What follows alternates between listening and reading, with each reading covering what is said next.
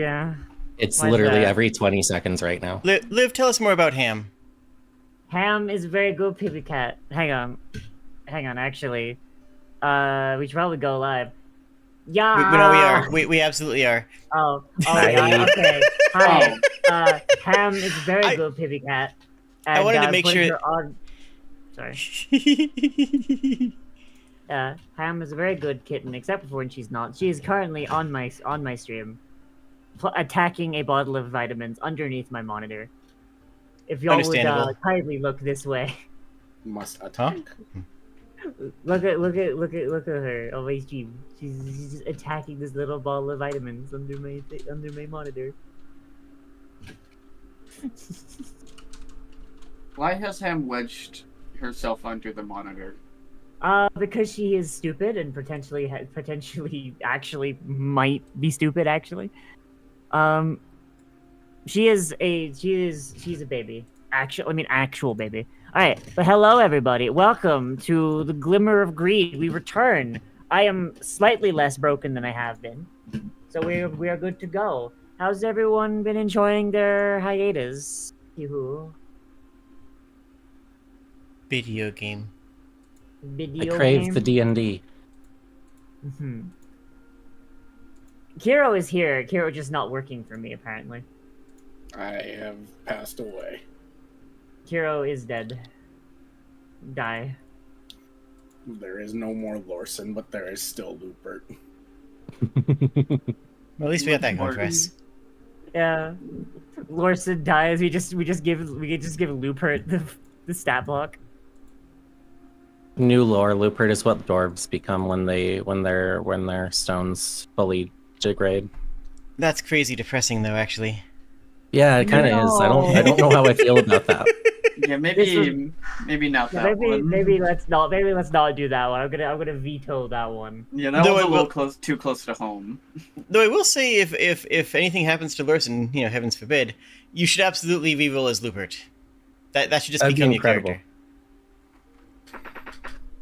Just saying. I'm just putting that out there. Be discussed. Oh my god. So who wants to recap what happened last time, or should I? See, because I'm the one who's been missing the last, 5 weeks? It was like 6 months ago. I don't know what happened. Ah, god. It was 55 days ago. Something about Was it 8 touching. years ago? We touched a rock, and True. then a god was having a weird dementia fantasy. So we have to mentally torture him or find some other way of getting out. So I will Ham, please do Okay. not attack my mouse. Oh my god. I just need everybody to hear what Buck just said. We licked a rock and went on a trip. Yeah, that's about right. That tracks actually. No, that's spot on. Yeah. Alright, so the long version of it is you touched this massive heartstone and you got transported either back in time or into a memory, you weren't really sure which, of the dwarven god Dungeth, who fled the mages when they attacked the dwarves and enslaved them many, many years ago. And, oh, shit, sorry. And, Oh no, the ham. sorry, my brain. Yeah, no, she actually bit my hand really badly. That actually really hurt. Ow. Cats always Yeah, land on their feet, which means it's okay to throw them. That's absolutely not true. No. Alright. Yeah. No, we Okay. just made the agreement not to make that joke, not doing it. We did? Huh? What? Don't worry about it. What? I know who you were talking about. Okay. Yeah. So What? It's fine, Jade. It's fine. You met with Dungeth, and you basically were told by his sons that after all of his sons were killed and he fled while wounded, he was seeking the assistance of an old friend of his, a gold dragon by the name of Dearden, who you know is the Duke. but they believe that he could be woken up if you were to reenact the day that basically caused him to flee in the first place. Nightshade had an idea that was mentioned at the very, very end of the last session of trying to contact Gearden from inside of the dream and get him to wake up Dungath.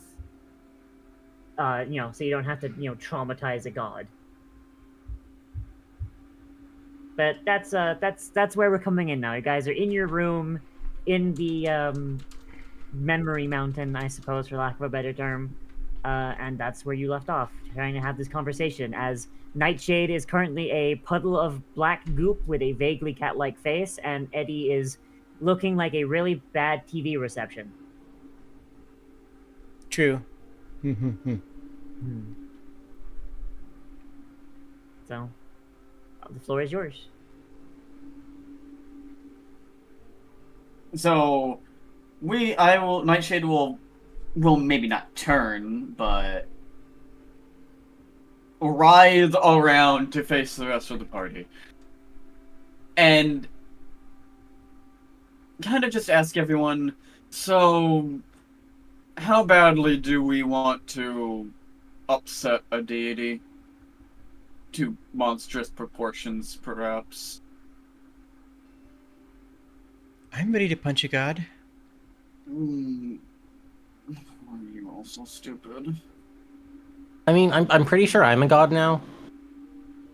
Same. Though. I think we decided that. Like I think I just decided that. So we should be fine either way. So if we gotta piss him off, let's go for it. Yeah. Whatever gets us out Like of here. let's just go like head down straight into this if we gotta. The question would be how we are going to do it. I do vaguely remember that I offered to recommit murder of his children. Right, but what I'm saying is there is a much easier way to go about this. And that would be? For me to ask a favor of someone we already know. I can contact people in, I guess, the real world, psychically, and ask for a bit of a favor, which is going to be much easier than starting what could be an eternal feud with the deity of the dwarves.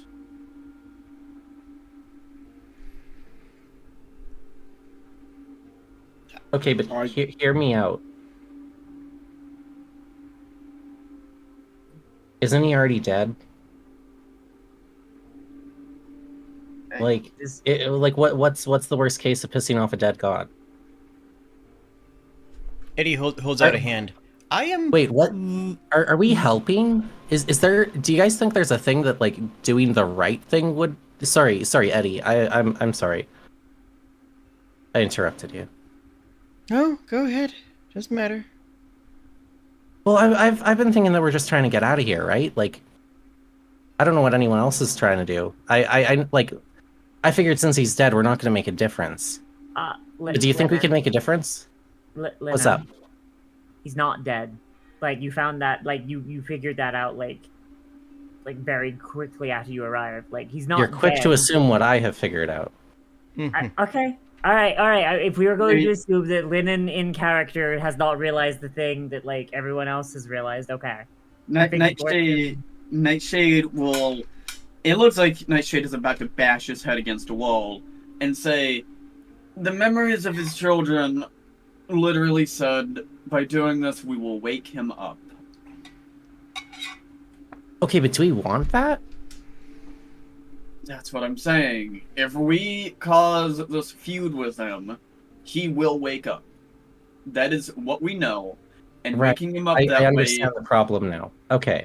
is what will get us out. That's what the ghosts inside of his head say. Well, we're basing this on that. If That's all we can not do. true, what I'm saying, it's going to be much easier to just ask for help. Yeah. I mean, to be fair, if we don't cover the place in blood, then Eddie can turn this into a bed and breakfast easier. I am literally fading away, I am pretty sure this is some form of death. And whatever's happening to me right now is probably about to happen to all of you guys next. So whatever gets us out of this accursed plane, I'm all for.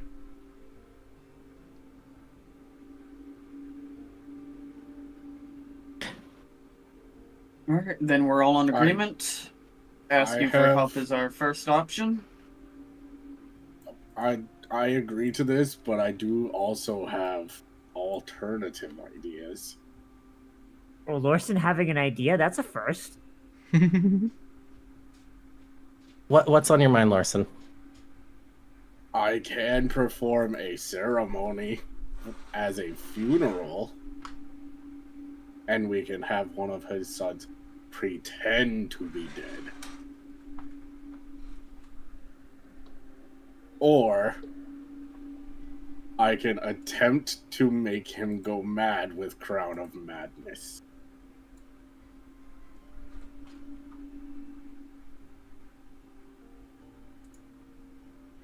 Right. Yeah, I'm not sold on the funeral idea. They are just thoughts. Possibly alternative options. What if we just have it? You know what? No, that's going to get into a whole other thing, and I don't want to plan a caterer. I was going to say, what if we plan his own funeral and see if that works? I don't think that would work. I mean, do you think? Because he doesn't know he's dead, right? Is that why this would work at all? I do not believe he is dead. I was able to hand him things. He can hold them. I was able to hand his son something too. And he's super dead. That's like the whole inciting incident. But he did touch Daddy Mercury. And he got still has very Daddy- upset. He still has Daddy Mercury, I will point out as well. He said he would do something to it for you. So if he was dead, he would not be able to do this. At least that is my thought. He would not be able to hold the hammer.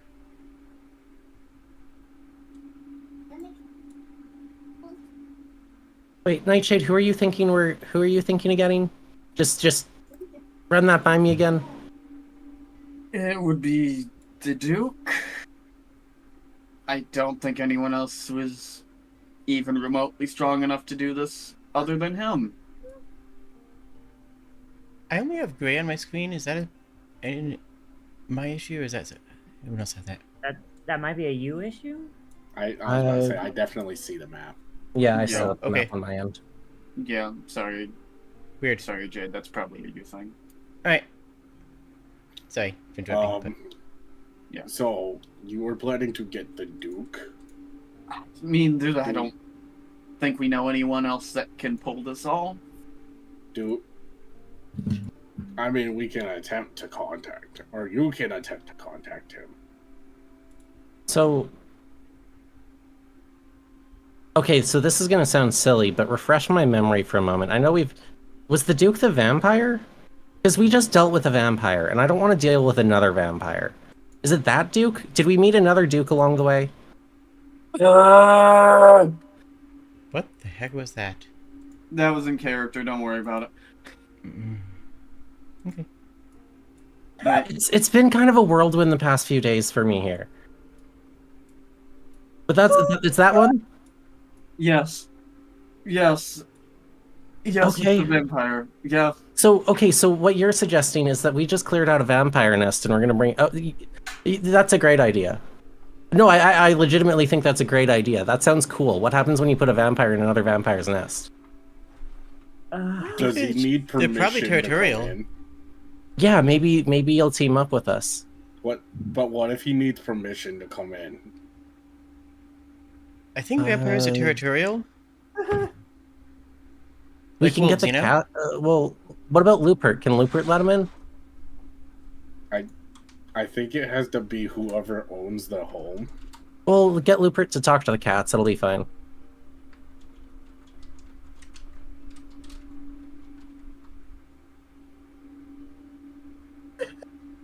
So, Kitty Cat, how is that contacting going? Well, if you're alright, I can make a psychic connection. I don't know if this is a terrible idea or a great idea. Might as well give it a shot. Oh my god!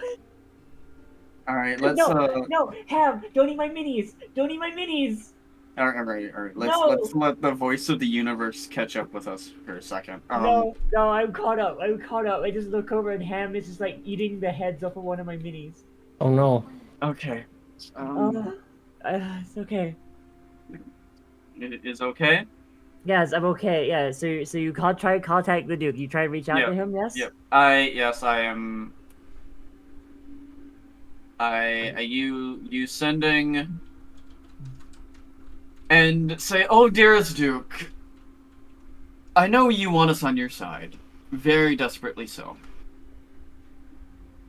and maybe we can gain a bit of trust with you if you help us out with our little predicament. We are trapped in the mind of the dwarven deity. Mm-hmm. If you could help us, we would be greatly, or at the very least, I would be indebted to you." So, I'm going to make a minor modification to the sending, to sending as a spell. Okay. Basically, basically, like, you have this connection for, like, the rest of, like, this conversation, so it's not just, like, one message back and forth. Okay. Thank you. So, sorry, did you say where you were trapped, or did you just say you were trapped? Yeah, like, it would, Nightshade would say so. Sorry, my bad. No, I just wanted to make sure, because, like, the wording is... So you say you're trapped in the memory of Dungeth? Is that... Yes, yeah, in the memory Okay. of Doomgeth. And I suppose the Nightshade would add in this. The way we got in here would be in the caves of the Goblin Burrows, where we had found something, and when we touched it, we were trapped in his memories, or So- his soul, wherever we are. Yeah. You fine. You didn't need to add like that last bit. It's fine. So Nightshade, you feel this massive ancient intellect just kind of make contact with yours. It feels very, very alien, and it speaks back to you not in common, but in a language that feels extremely literal, like the universe itself is talking to you. You, little cat thing, you found... Sorry. You come to me begging for aid. I take it you have considered my offer?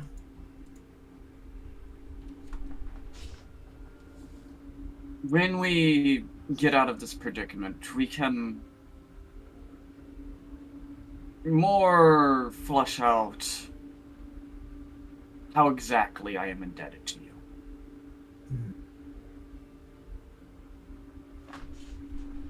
I am not averse to making deals. You found my old friend Dungeth. I am pleased to know that he still lives after all these years. I shall come to you, and I shall free you from his mind. But then, you and I, and your companions, will have a conversation on the nature of the role you are to play in my plans to come. Is that understood? Yes. We understand. Very well. I shall be there. I shall be there within the hour.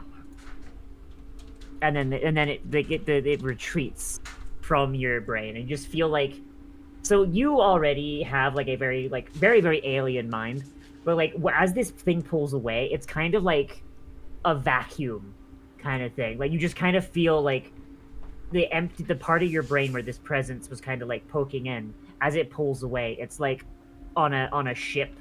You kind of almost feel like just a bunch of like water is like just rushing in to just fill the space. It's like as like kind of like you were squished to the side. Mm. It's not a pleasant feeling. Well, that was a lot, but I think I just got our way out of here.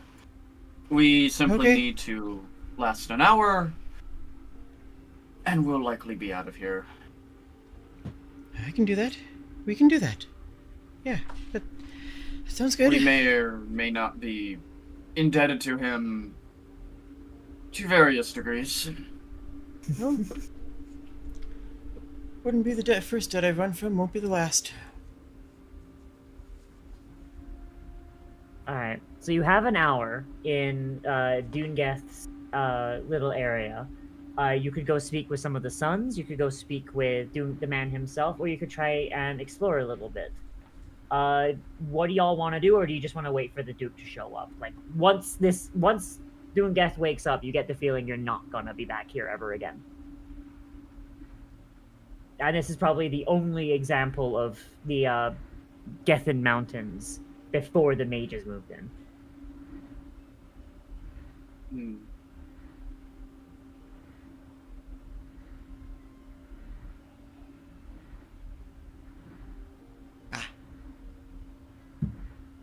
Oh, Kiro's muted.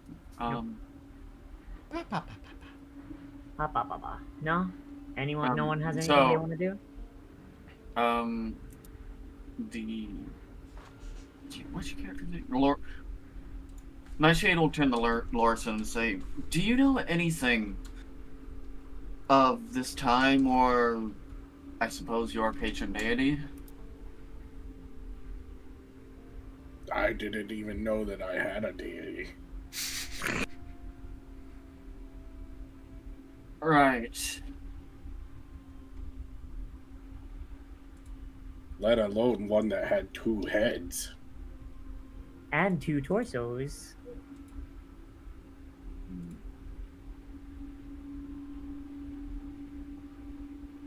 I feel like asking people around here would be dangerous, but having a look around might be valuable.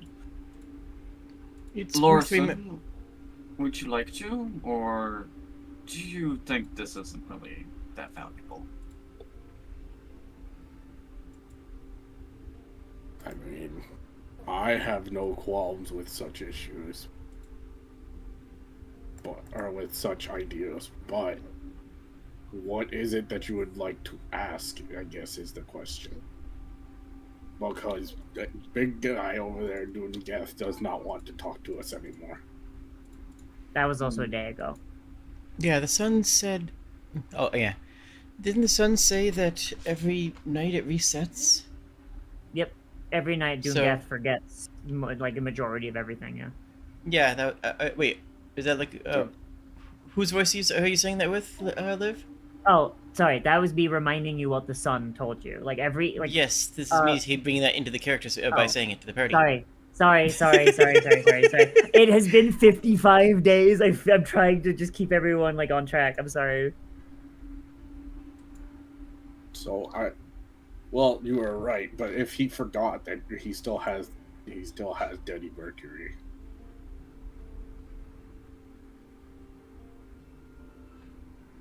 What? Actually, I that don't sounds like a have my neat hammer idea. You think they got like an armory in here? Actually, if everything reset, what happened to your hammer? I mean, the real hammer is still in our world, but that's an interesting question.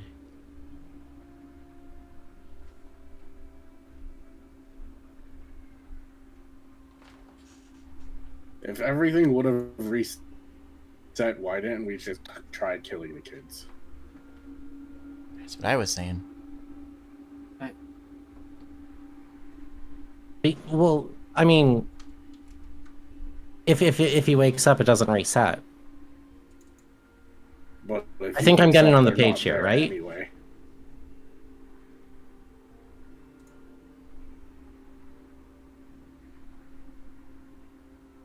I mean, he might have woken up and been a little mad that we killed his fake children, but his real ones were already dead, and it wasn't us that did it. Yeah, but I don't know if waking up he's gonna make that distinction. I think that's the worry. Right? Either way, it's a little late now. There. I just realized there was something else that I probably could have done Mm-hmm. to where Whoa. we wouldn't have to call the Duke. Well, hindsight is hindsight. Should we attempt it before the Duke comes?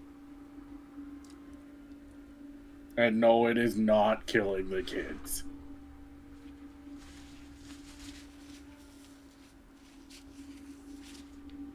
I mean, I just had a completely different idea, but elaborate? I can use Zone of Truth, and we can kind of not exactly force the kids to tell him that they are dead and he is asleep. That could work. No, I like this idea. Yeah. We don't even have to hide it. We can just, let him know his Zone of Truth is in place. That would actually reinforce what they say. You don't have to hide a thing. I will remind y'all that you can still lie in Zone of Truth. It's just a wisdom save.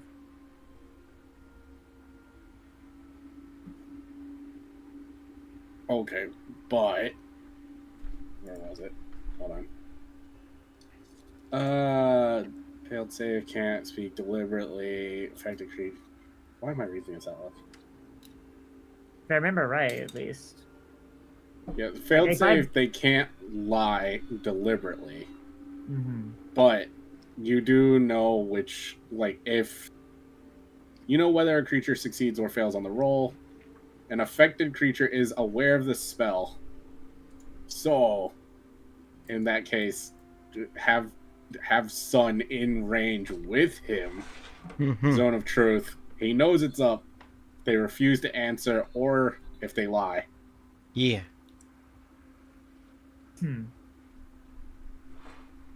Okay. I mean, like I said, the Duke is on his way already, so he's going to show up regardless. If you want to do this instead, you need to prepare for the dragon also.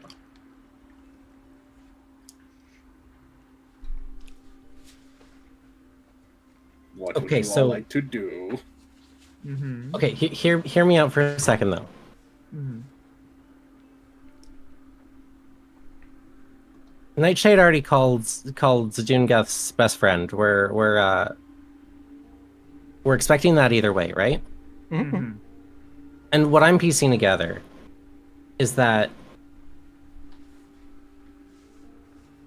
we're in Jungeth's memories, right? Yes. So I don't think if we go to the armory we're going to be able to take anything with us. No. Yeah, that's a waste of time. We already checked that our bodies are still, slumped over, right? With, Yeah, but okay. Eddie, hear me out here. If we can't take a physical thing back, there's a lot of knowledge here that people haven't seen or heard in a very long time. We don't need an armory, we need the blacksmith. Oh, I see what you're thinking. Yeah, Ancient techniques that we don't have. Yeah, Lorson, you got an hour to get the history of your people that's been forgotten. Or get cool blacksmithing techniques that no one has remembered. Is that not the same thing? I haven't the slightest. Okay. Yeah. Okay. Yes.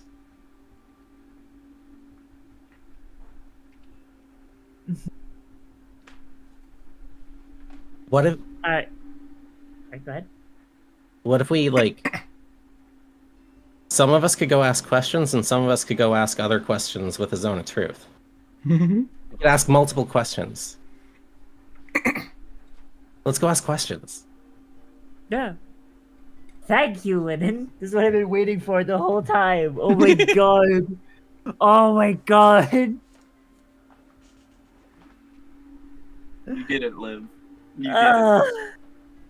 I did it. I did it. All right. So, okay, who's doing what? Who is doing what? Imagine we'd all end up splitting up, because Nightshade does have his own questions he wants to ask the other people, but I imagine, like, let Lorson go first, but because I know Lorson has stuff to ask. Sounds like Luna and I are gonna go to the blacksmith. Yeah. I would assume that Nightshade would want to talk first, because if I wake him up, you can't ask him any more questions. Unless we meet the real life one. And the secret to the blacksmithing is... Huh? Dang, I'm awake! Because, okay, Nightshade, just for player-to-player talk, Nightshade is going to just ask about his origin, because these people seem to know a bit more about it than he does. That is the full extent of what Nightshade is interested in right now. No. I don't know what that is going to trigger. But Nightshade is going to either ask one of the sons, or he's probably not going to ask the actual deity. He's not that stupid. Yeah. Do we want to start with Nightshade then? If that's okay with the rest of you. Yeah, sure. Alright.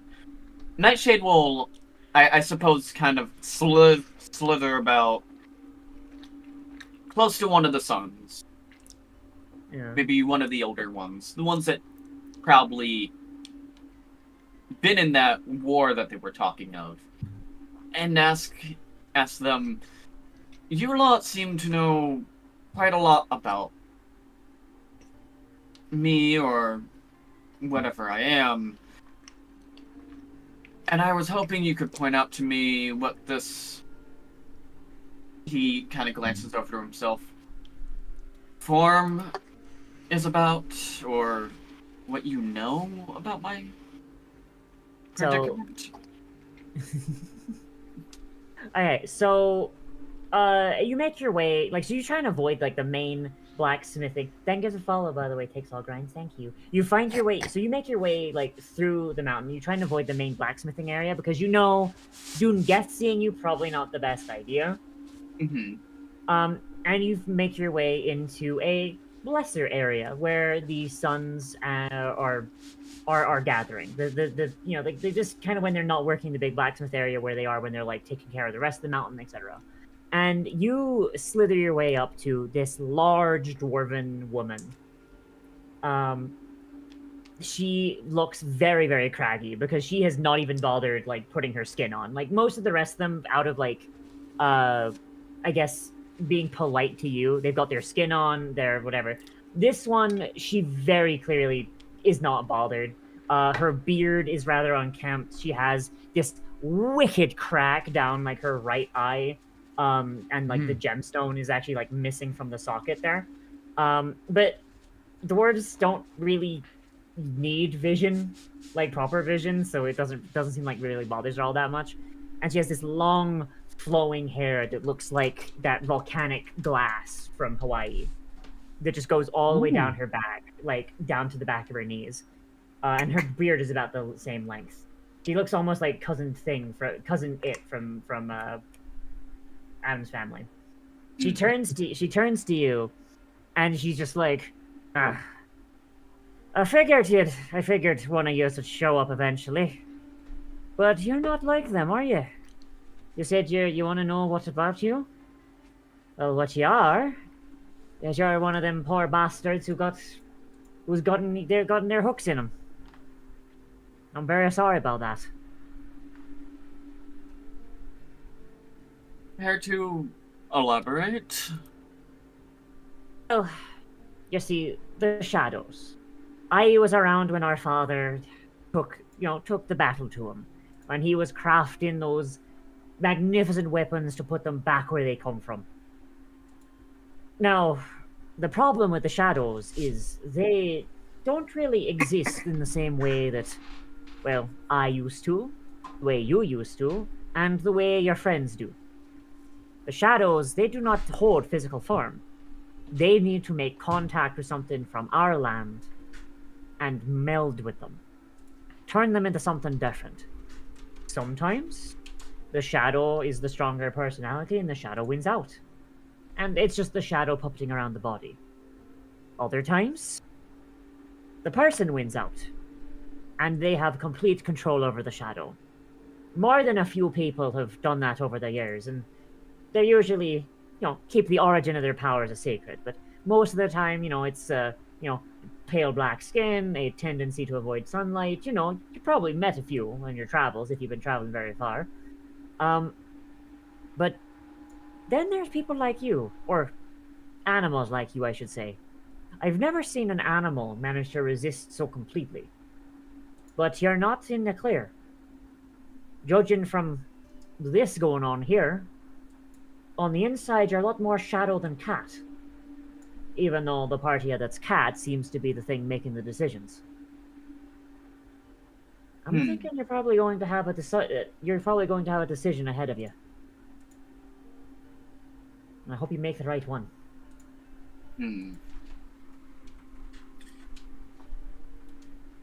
I recall you talking of a war. Should I be concerned about my nature in regards to your view of me? Now, for me, I fought in the war. I lost an eye. I lost a lot of things. I lost my wife, and I lost my kids. But I don't hate you. That was decades ago, centuries even. And not to mention the fact that I've long since passed into the stream of souls. Why would I hate you?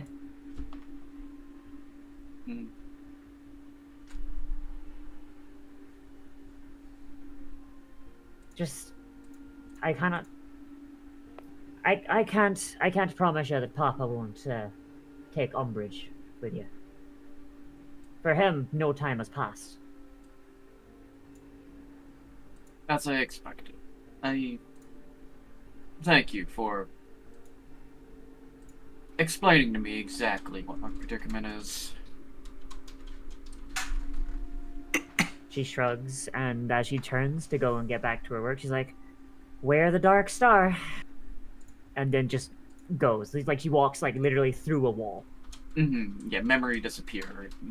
No, as in she's a dwarf. That's just what they can do. Oh. Yeah. No, it's just a thing. Yeah. Well. Okay. Yeah, so that's probably my scene. Okay. Good. I mean, yeah, probably. Team cut. All right. Team cut, Liv. Oh! See cut. All right, who wants to go next? Who next has question?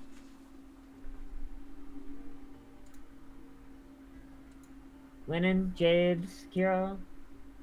Again, I think I should be last if we're going to go this route and attempt to wake him up with it. Okay. Yeah, I believe Eddie and I are wandering off to find a blacksmith. Other than the guy. Okay. I assume there's more than one here. Yeah, I mean they're all blacksmiths. They're dwarves. So That's... you find you. Okay, these people are the literal children of the dwarven god of craft. I feel like they'd be disappointments if they weren't. But that would be good. These dwarves specifically. I like that. And Okay. yeah, they're also memories of him, so I don't think he'd remember the ones that were disappointments. All right, so you make your way back into the main chamber that you found before, and you see the majority of the sons, just hard at work. And I do want to specify, despite the fact that I say sons, there are non-binary and female dwarves here, because Sure. dwarves do not subscribe to our gender binary. They just use sons as a gender neutral term. Okay? So most of them are hammering away. Dungeth is at the back, and he's kind of mumbling to themselves. And you can see what's in their hand. You see Daddy Mercury still expanded and kind of grown out to the size where Dungeth to be able to hold it. And he's looking at it, muttering to himself, and he seems almost confused, like he's not quite sure where he is. But you see him take out like a chisel and a hammer and start like carving some dwarven runes into the haft. But from the distance you're at, you can't see anything. The majority of the rest of the sons are just going about just doing their work, working on battle axes, swords. Some of them even working on staves and other like more magical things. If it has metal in it in any way, shape, or form, they're working on it right now. Yeah, it looks almost like they're gearing up for a war. Like the amount of stuff they're putting together.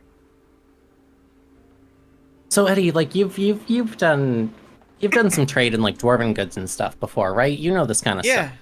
Mm-hmm. It's like all I can think is to ask them like how to make cat claw gloves, and that doesn't sound like a real thing. Don't you have a pair of those? I think Do I? that we. I think we ask about like techniques. You know, if they mithril, adamantine, or halcum, adamantium. If there's any like Yeah, I grew up like digging this stuff. I didn't make it into anything. So I'm lost here. I don't even know where to start. Like, wait, what? What? Huh? Can you repeat that list again? It was just a bunch of metals from old books. I mean, mithril we have still, obviously, but that's not a lot of people know how to craft it. And like adamant or halcum. I don't know those ones. Okay. No, our mines were all gemstones. Well, I guess I know differently now. I mean, they were, but Oh, that's gonna. it's just more complicated now, huh? Yeah, that. Oh boy, things are gonna get interesting. I'm gonna make that somebody else's problem. Jade, Well, are you saying mithril that way to make me mad? No, I'm saying mithril because that's how I've pronounced it for the past X years, where X is greater than Alright. several people watching have been alive. Okay, fair. Oh, I winced so hard. Feel free to wince. All right, I just wanted to make sure. Because I know Xeno does that. Wait, what'd I do? Like every other time we've encountered mithril, you've always pronounced it mithril because it makes me mad. Because I've told you about it No. before. No, that's just how it's pronounced. It's Let's not do this. Let's keep going. Yep. All right. Okay.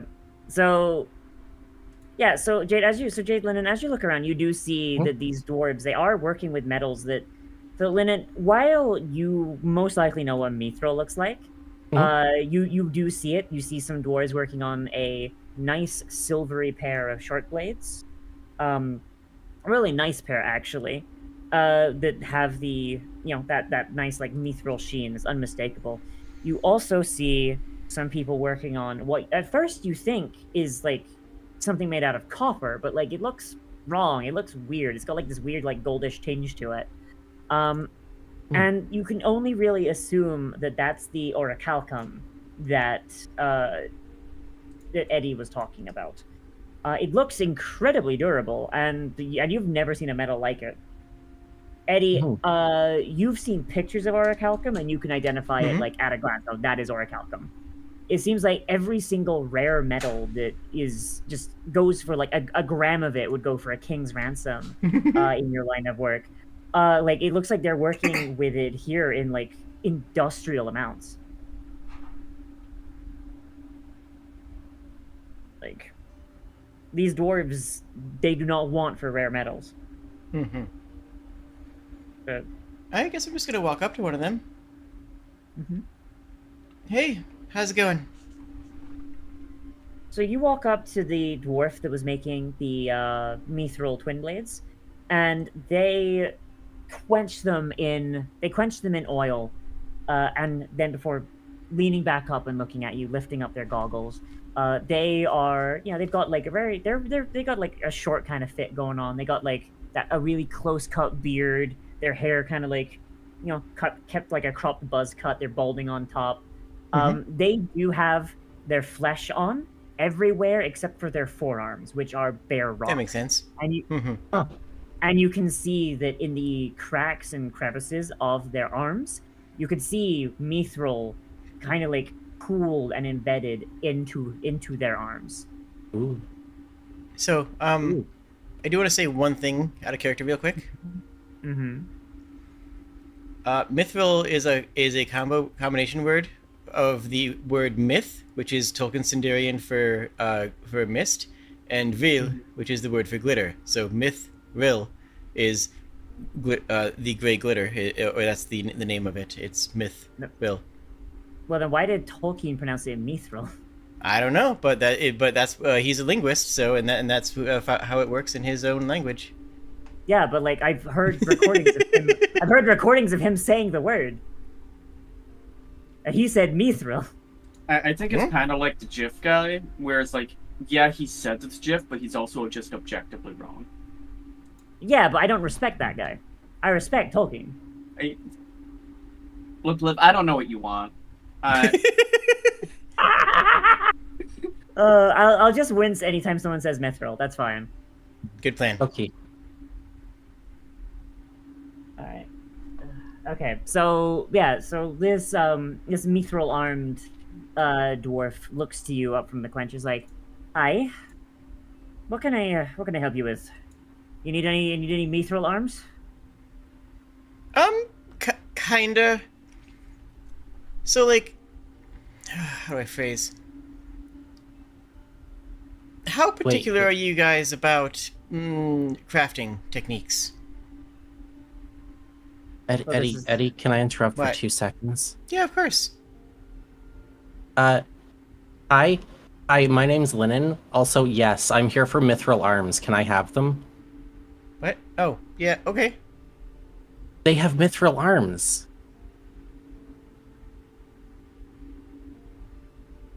The dwarf reaches into the quenching oil and pulls out the 2 twin blades. No, And goes, no, you misunderstand. I'm sorry. Your arms. Your arms. You have mithril arms. Yes. Can you do that for me? Can you teach me how to do that? The dwarf They're very seems nice. to like. The dwarf thinks for a moment as if he's trying to figure it out. I mean, I do know some transmutation spells. That's how we mostly get the rarer metals. That's how we get the orichalcum. I could transmute your radius and ulna into mithril. It'd hurt though.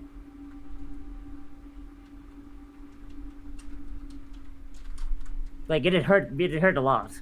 I think, yeah, I would imagine. But that sounds cool. That does sound pretty cool, and we can watch how. Yeah. Yes. Sorry, they said mithril arms, and that sounded cool.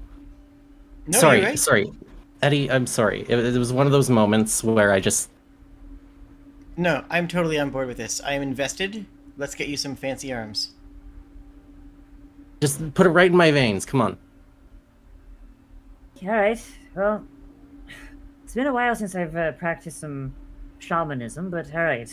They reach over to their anvil and they pull out like a small book and they flip through it. It's like, let's see. I was last working with orichalcum, but the incantation shouldn't be too much different. Here we go. All right. So bone to mithril. It's a bad Alright, idea, Eddie. Oh, this is going to No, hurt. just pay attention and make a note of everything he says. Okay. All right. So he puts the book. So they put the book down on the anvil, and you could very clearly see the book. And Eddie, like it's right where you can see it. And they take Lennon's hands in theirs, and they begin chanting in Dwarvish. Lennon, I need you to make a con save, please. Thanks. Sure. Let me know Where if you did want, my like, cursor go? let me know if you Jade, need any perceptions or things like that. Jade, are you gonna try and copy down this incantation? Yes. Well, I'm going to try to memorize it. Okay. So I will get back to you in a second. Let me do Lennon's thing first. Yee. Okay, so that is a 7. That is a 7. All right. So Lennon, this hurts so much that you feel about ready to black out, but you hold on as you feel the bones in your fingertips begin to turn to mithril. You feel a coldness under your skin, and you start to lose feeling in your fingers just a bit. But the feeling does return, but it feels different. Lennon, now I would like you to make me... What do I want, actually? I want you to make me a survival check, please. Sure.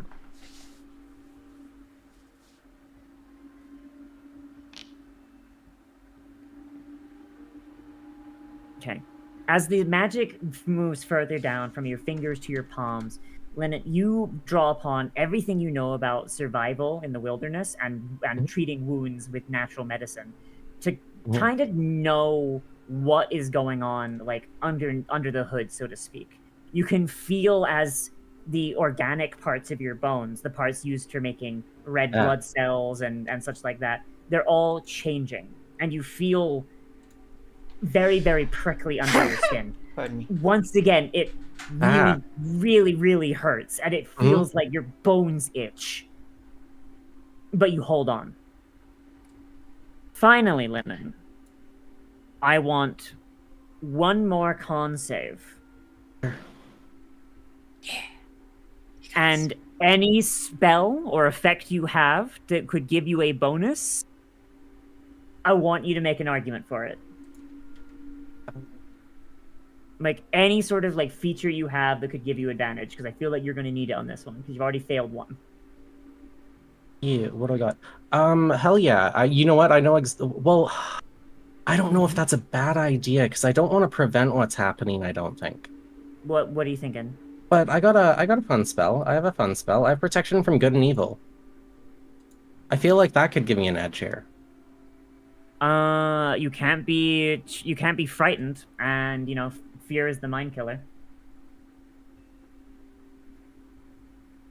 And like technically, since this is the child of a god, this is a demigod, which would mean it's celestial.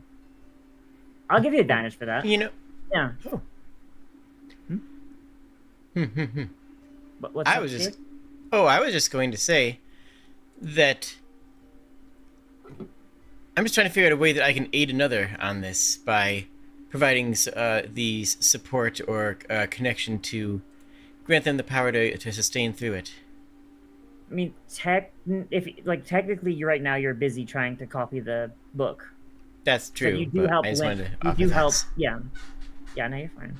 Yeah, protection from evil from good would actually work, Lennon. Like it basically like you kind of like draw upon the nature magic that you've picked up from being a monster hunter, and you kind of feel your body tense and just kind of like a newfound surge of like I don't know, vigor goes through you.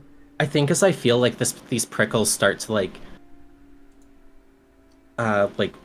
shoot through my arms to my fingertips, I just like instinctively start like chanting the verbal components of this spell, and that's just where my attention starts going, is just the concentration to keep that going. Whether Yeah, it's good idea. helping or not, I'm not sure, but like Okay. Give me a con save at advantage.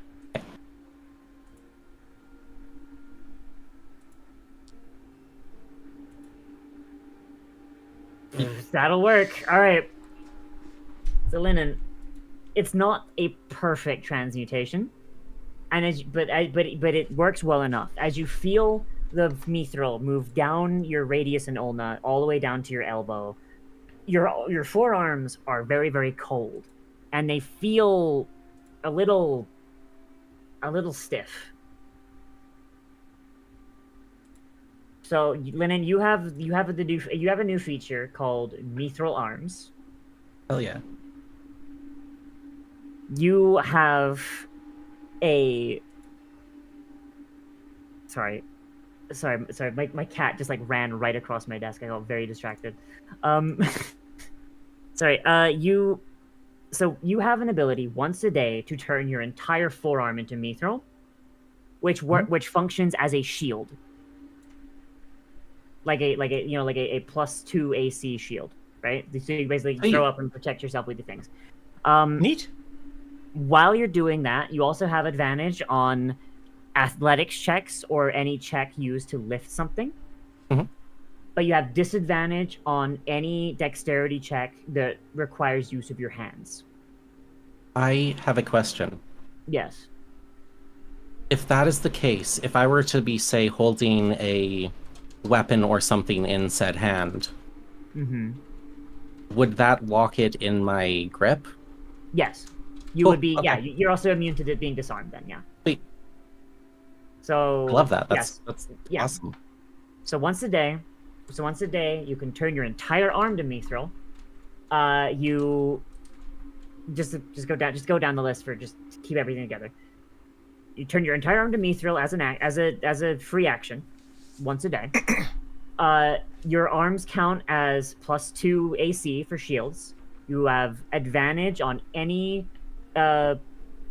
athletics check or check to lift something. Disadvantage on any sleight of hand or dex check that requires your hand. And you cannot be disarmed if you're holding a weapon. But if you want to unequip a weapon or equip a weapon, you need to turn off the arms as a free action again. But Understood. once you do it, you only do it once per day. So at the end of this, how's the pain? Does it wait. It stings. Can metal arms feel pain? It stings really badly, and your Okay. bones feel itchy. You also notice that your sense of touch is kind of deadened. Okay. Like it feels like anytime you touch something, it kind of feels like you're touching it through like very thick gloves.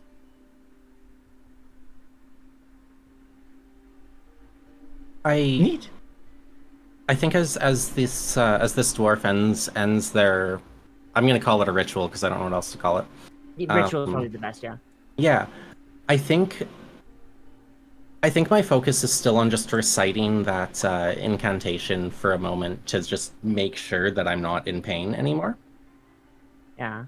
The dwarf will let go. Mhm. The dwarf will let go, and they'll wipe their brow, and they'll say, all right.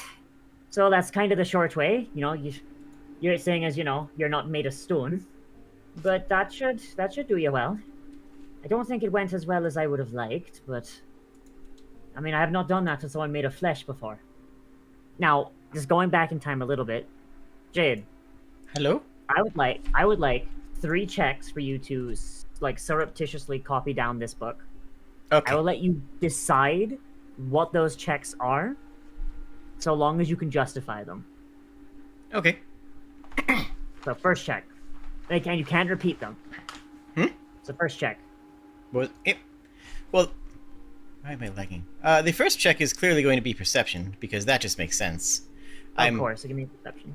I'm paying attention, I'm trying to listen, and because I have my full kit on me, as I understand it at least, I am going to pull out a notebook and try to write things down. Now, I know I won't have the notebook, but I'll be able to read the notebook a few times before we get out, possibly, and the act of writing is going to be enough to help lodge it in your brain. That's a common trick, more especially for people with ADHD. Taking notes, reading your notes, not useful. Taking the notes themselves actually is. Alright. So, give me that roll. Alright, then. Uh-huh. Easy game, All easy right, life. Easy one. Alright, second check, please. The second check is going to be sleight of hand. I'm going to have to be very quick as he's going effectively just, off the cuff, and I'm going to have to write in shorthand. I'm going to have to be paying attention. I'm going to have to be moving very quickly to jot down all the words in a way that I'm going to be able to repeat and reclaim. That isn't very easy. Mm-hmm. Fortunately, give me sleight of hand. Oh,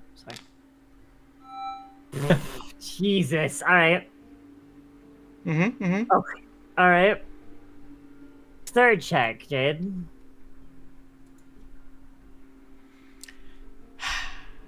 Liv, Yeah. every once in a while you might miss a word, and it's going to take a little bit of persuasion to ask him to repeat, ask him what he said. That's not easy. That's very... It's not easy to do, but I gotta ask him. I gotta make sure I get it right. Just midway through the incantation, you're like, can you repeat that last part? All right, Well, then go ahead. it's the last check. It's after the incantation's over. I might just, like, wait, did you say this or this? Sort of thing. Yeah? Okay, all right. That's not bad. That's not bad. They blink twice, and they're like, well, I wasn't aware you knew Dwarvish, but like, I mean, I said granite, which is, it's a lot of people take it to like, get it mistaken for granted, but yeah, no, it's granite right there. Yeah, Okay, that makes sense. Thank you. yeah, wasn't aware you knew Dwarvish, but okay, fair enough. Just a little. And then, yeah, and he's gonna turn to Lennon, and they're gonna turn to Lennon, and they're gonna go, all right, well, apologize for your arms not coming out the exact way I wanted them. As an apology, and they pick up the two swords they were bringing. Why don't you take some actual arms? They hand you two mithril short swords +1. I mean, like, no apology needed. I didn't get Guroked, so we're fine. We're good. Oh, have the high elves actually managed to convince other people that stuff's real? They it's funny. there's the one trader that comes by the burrows. They told me about the saying. It's fun. Yeah. Oh, it's so funny. You hear about the one that fell and tripped on the banana peel? Oh, that one's great. I love that one. I mean, it's so relatable though. It's like any adventurer. You're gonna run into your luck's run out, and then the most basic thing gets you, right?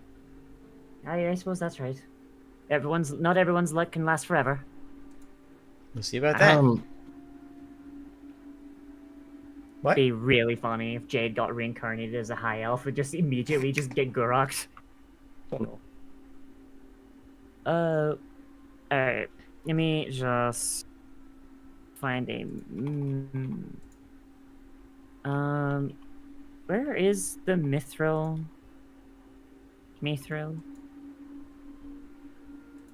Eddie, do you think you got that? Yeah. Okay. I have ideas for if we have to do that again. I mean, like, I'll do that again. That's fine. We can do that again. This is cool. We will need to find a shaman. I don't have Yeah. any... Yeah. I think we need you to stop being transparent. Oh, no, I need to stop you- dying. That's true. But this was a good distraction. Yeah. But, like, when you're not dying, you're like some type of water god now, right? Pretty much.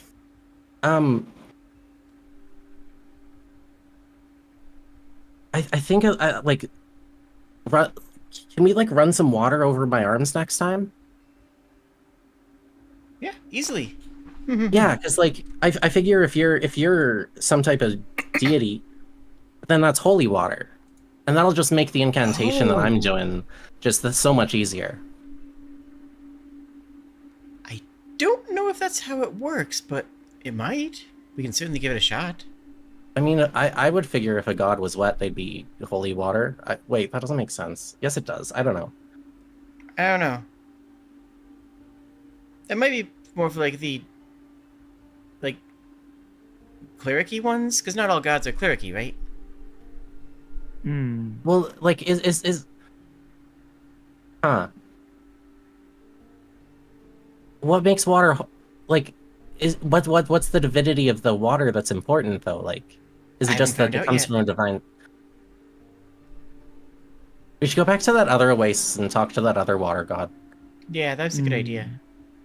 She's nice. Yeah. Yeah, maybe you can get some tips. I'm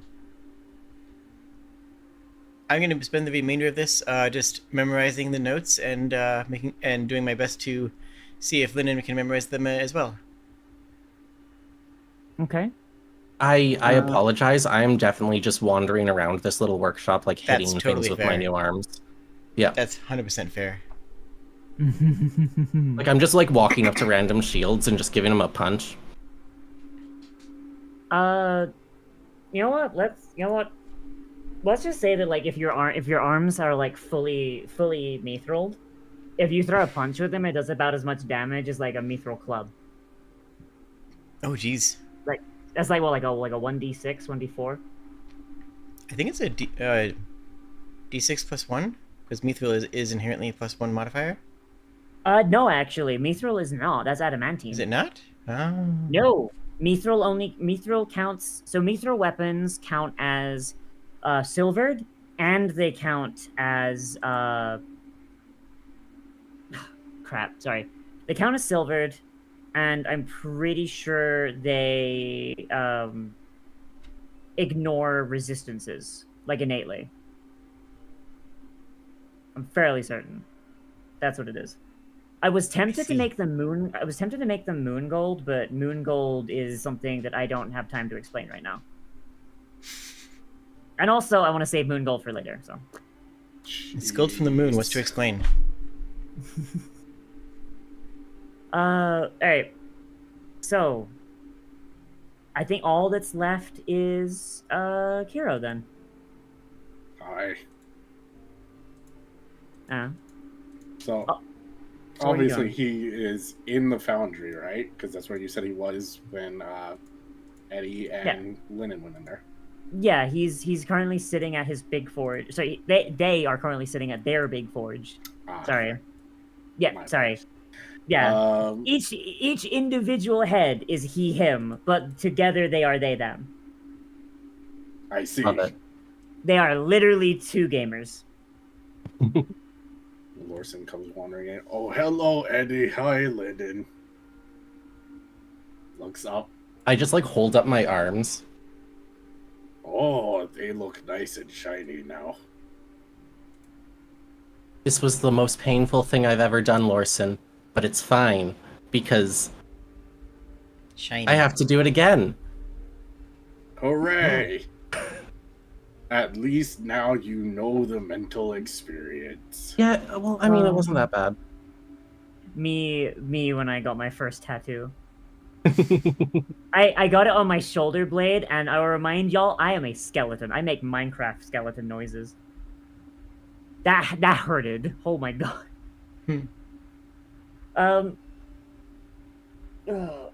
Lyndon, So- now you can prepare yourself. I apologize for interrupting. As you were saying. No, you're fine. I was just stretching. Sorry. Oh, okay. Hello, Dungath. How are you? So the two heads look down at you, and they currently like they're holding the hammer. It's in. Dune is holding it, and Geth has got like a little hammer and chisel, and you can see that they're carving dwarven runes into the haft. It looks different, but at the scale it's at, you can't really tell how. Like, you know, like it is infinitely bigger than you right now. Like you're like a mouse looking up at it. The twin gods look down at you, and they say, "Hello, have we met? You look What is familiar." Lennon, what is it that people usually say when they meet their deities? I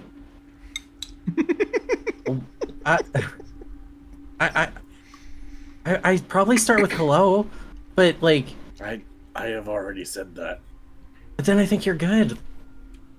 but he asked if we met. They asked if we met. Him and him, as Lorson points to the separate heads.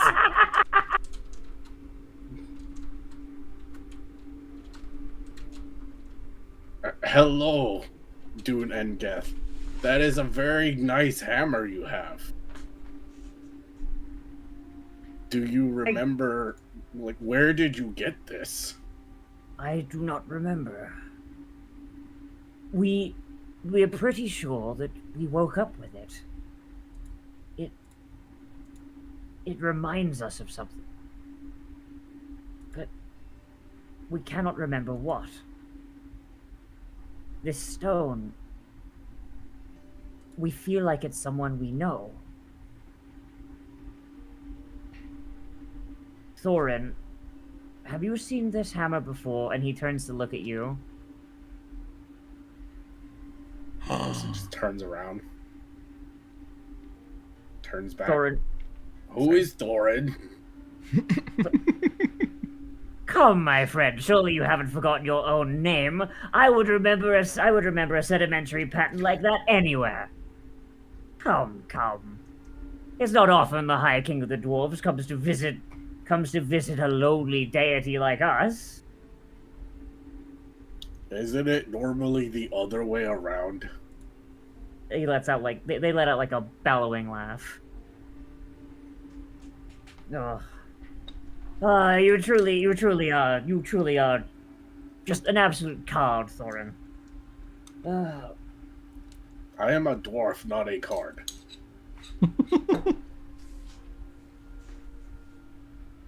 Was I working on this for you? I mean, you did take it from me yesterday. And you did say that you were going to augment it. They look very confused. Like, both faces look very, very confused.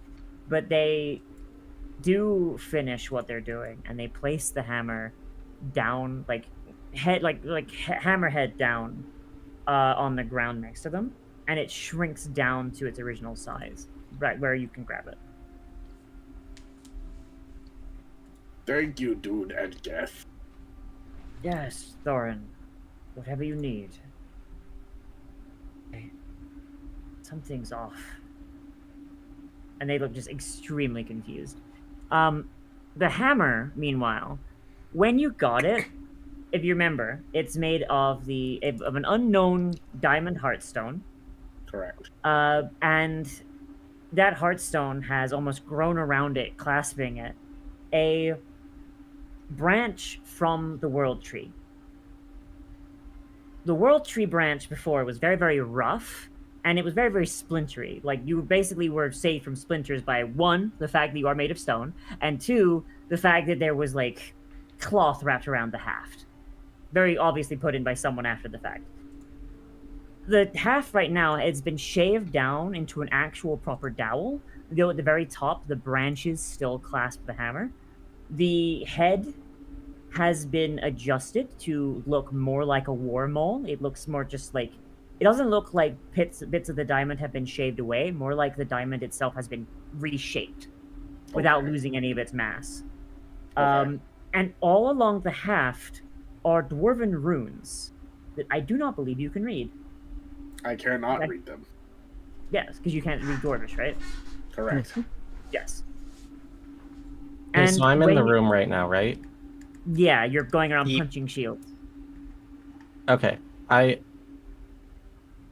know what? I'm too busy doing that. Yeah.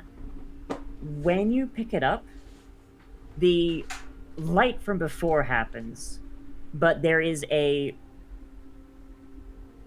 light that goes up from where your hands grip it, that runs up through the runes. Like, all of the runes light up, and then the hammerhead lights up, and it feels a little bit... It feels stronger than it did before the light. The light is not brighter, but the light feels more powerful, if that makes sense. It does. Yeah. But you can't quite pin what is different other than the aesthetics right now. Excuse Because me, you're, Dude because and you're not Geth. really touching it. Sorry. No, I was about to get to it. Yeah, sorry. As Lorson reaches out to Daddy Mercury and grabs a hold of it, he poses the question up to Dungeth of what are these symbols that you carved into the shaft here? The old language. The language of our people. Before what? And like their both sets of eyes just kind of glaze over, and they just go completely stock still for like a good 5-10 minutes, as they just disassociate. Excuse me. Larson pokes one of their toes with the hammer. Not smash it, just literally poke. I was about to say, hey, you sure? Alright. So... Oh, I'm dragon now, apparently. yes, you are. Alright, so, Dungeth, they kind of, shake themselves out of it. They're like, yes, hello, wait. Oh, when did you get here, Thorin?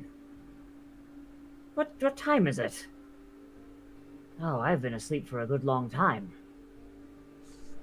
Dungeth, could I ask a favor of you? Yes, what do you need? Well, first, can you summon one of your children over to us, please? They kind of look around and they point, and it's like... They go, Ori, Thorin, your High King requires you. Come over here. And over comes another dwarf blacksmith. This one is fully skinned. They seem to have styled themselves off of a traditional human female. No beard, or it's really just stubble, really. Long hair, front storage. Gotcha. And then she makes her way over, and she seems to be a little bit grumpy. You notice that her fingernails are sharp and appear to be made out of orichalcum. And she's like, Hi, what you need? And she looks to you, and she goes, Aye, our High King, so it is. And you can tell that she's just kind of trying not to contradict him. What you need, Da? They kind of had a moment. They were about to tell me what these markings are that they put into the shaft. They did say that it was the language of our ancestors and of the past. Could you please translate?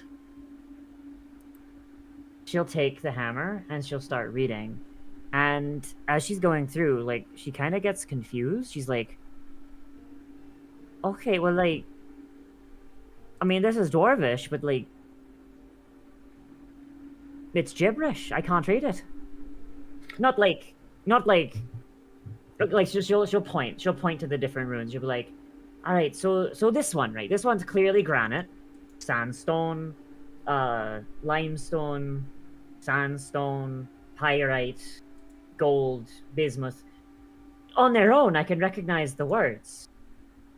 Mm-hmm. But I can't read the sentence. It's almost like there's some sort of confounding word on it.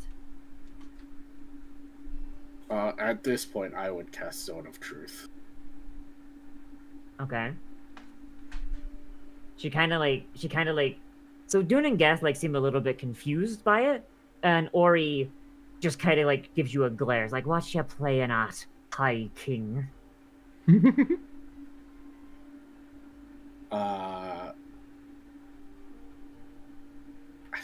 I don't want to metagame, but at the same time, it's I got a question. But,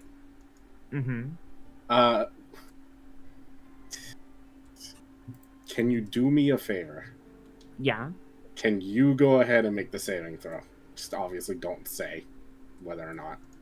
Okay. What could possibly go wrong? You are very lucky. I actually spent time over the last few weeks giving every single one of these dwarves character sheets. You are so lucky. Look, Liv, you would just have to fudge the day. So you're telling me not to tell you what the result is? I mean, you don't have to, because, well, I guess, never mind. We would technically know. Or I Oh, would yeah, you technically would. know. Well, I'm not going to tell you by how much, but she succeeded the save. Okay, well, it's not going to matter then. But, I mean, you will know if she lies, and so will everyone else in the zone. Basically, so you are whispering just to Ori. So you are technically part of his memories, yes? But if you're part of his memories, then shouldn't you be able to read the script? You'd think, but if he doesn't want me to be able to read it, then I can't read it. Like, if there's anyone in your party that can read Dwarvish, I mean, I'd go ahead, let them try, but... You would think that there would be someone, possibly me, but there is not. So... Doongeth, a little assistance, please. Ori is having trouble reading this specific marking, and I cannot read the language. Do you have to save please against assist? Do you have to save against your own Zone of Truth if you cast it? No. No. Oh, okay. Just wondering. So... What are you reading, Lorson? There is a marking here that Doongeth's daughter cannot seem to read. So I am asking for assistance. Then, like, arcane runes, what are you working with? I was told it is Old Dwarvish, but I don't know Dwarvish, and Ori the dwarf does not know Dwarvish. I picked up some. Can I give it a shot? As I'm saying this, I'm like in a corner in the back, just like shoving my hand into like a fire pit to just see how the heat resistance is. You feel nothing, Lennon. Sweet. Yeah. Yeah. I'll take a look at it. Can I read the thing? Yeah. I mean, you are free to come over and assist if you can. Absolutely. I guess I pull my arm out of the fire and I wander over. All right. Take a look at the doodad. All right. So, Lennon. So you're trying to you speak Dwarvish. Like, I can see it on your sheet. Like, I absolutely do. Okay, you're just being coy about it. Okay. So you take Deadly Mercury and you have a look at it. The runes are no longer glowing because Lorson's not carrying it. But as you are reading the runes, you come to the same conclusion that Ori did. Like, you recognize every single one of the words. Like, and Dwarven language is mostly just made up of like it's mostly like rocks is the root word. So you see their word for bismuth, for gold, for sandstone, limestone, etc. And you know that if you were to put these together, they would form a sentence. Mm-hmm. But you cannot perceive the sentence. Huh. So could you give me an Arcana check, perhaps? Or if you have detect magic. I don't believe I do. But Arcana is more fun. So. Yeah. I mean, I do, but I'm not gonna metagame like that. I mean, Lennon could ask you about it. Yeah, but you know. That's fair. Yeah. Okay, so Lennon, yeah. With your limited knowledge of Arcana, you're fairly certain there is something magical going on here, but you have no idea. Yeah. I mean, like, unless this is a shopping list for rocks, Larson, we could take it back to the druids in the burrows. Maybe they'd have a better chance at this, but I'm not getting this doesn't make sense to me. You know you Okay. can tell that the runes are enchanted to like in some way, but you don't know how. May I have that back real quick? I hand you back your thing. Doongeth, what did you enchant this hammer with? Like, what is this bottom marking right here? Oh, wait, did I do that already? Yes. And they take the hammer and it grows out big, and they start looking and it says, I can't. Why can't I read it?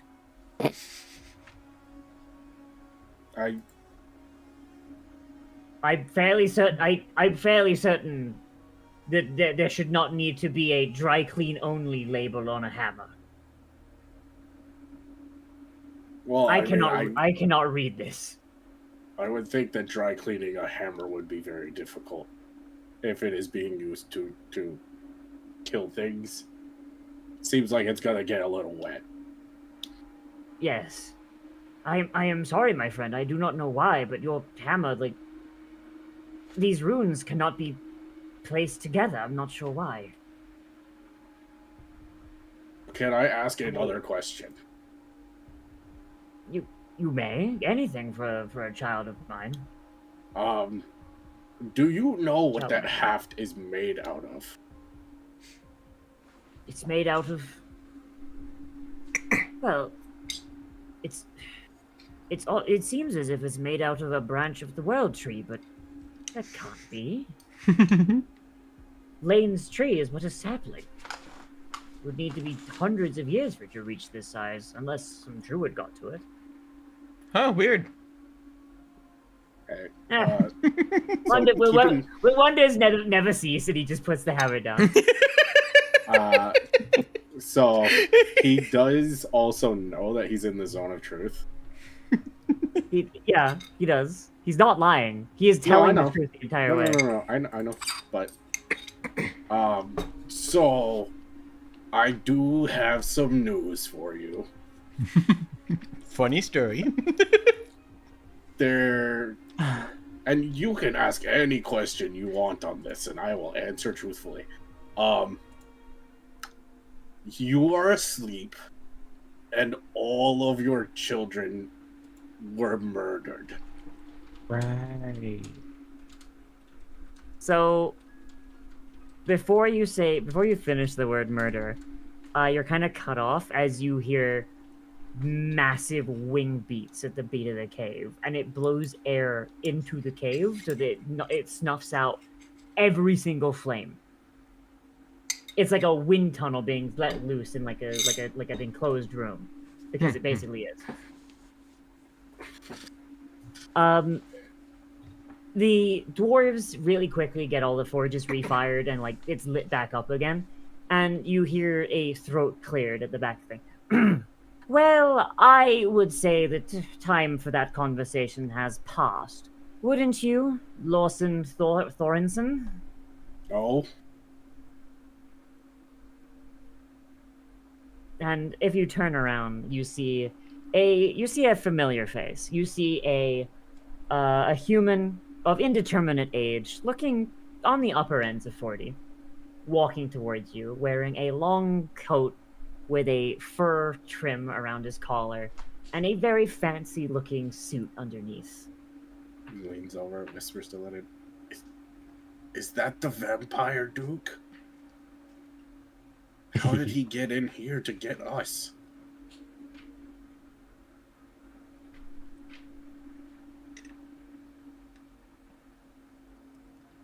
You gotta answer that, Lennon, or should I continue? I'm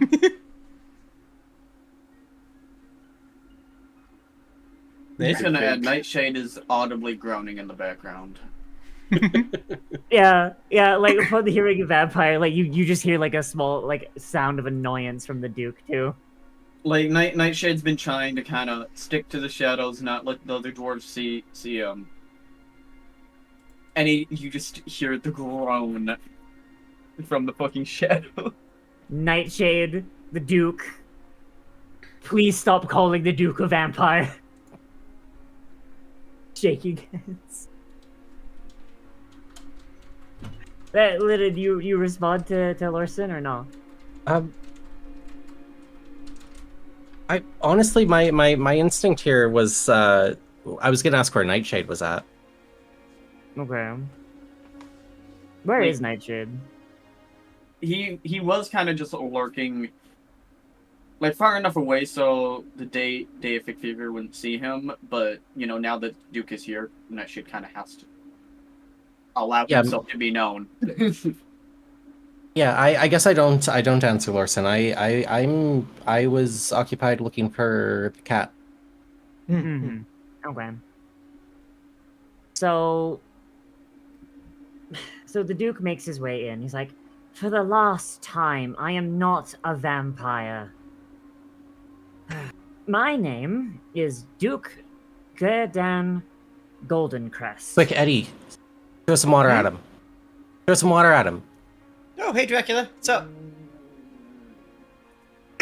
We talked about it. The holy water. Do it quick. It'll solve it all. We'll figure it out once and for all. We called him Just here to splash get him. us out of this place. Well, You're not the one horribly discorporeating the whatever I'm doing. Okay. Well, fine. Yeah, maybe that would be bad for you, wouldn't it? Mm-hmm. Sorry. Okay. Hi. I'm gonna just take your word for it. We already killed a vampire, and I don't know. We met our quota. Yeah.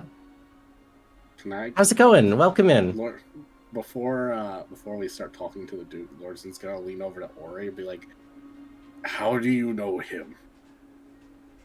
Ori will lean in and be like, "Ah, well, I haven't seen him looking like this. Last time I saw him was a lot bigger and a lot more scaly. But he and our father have been friends for forever. Since before he was even a deity." So you have met him before? Did He's my he godfather. Did he seem like an okay person? Well, I Like, mean, would you trust him? last time I saw him was roughly about, I don't know, a few centuries back. But I can't imagine he's changed that much.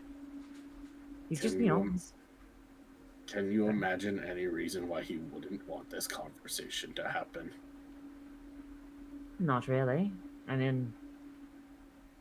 I do wonder how his daughter's doing.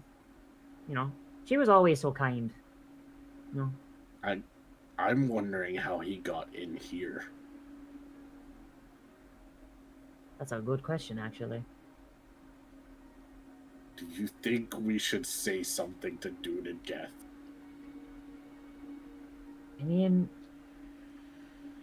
Pa and Gearden, they're friends. I don't see like why you would want them to not reconnect. It's been however many centuries. In Like our she world, just sorry. Go ahead. I was gonna say, in the future, he kind of is like, I'm not gonna say evil, but he also seems like he extorts people. Oh, I can't say one way or the other on that. He has a gold dragon. You know they are like literally embodiments of the concept of wealth, right? What is a dragon?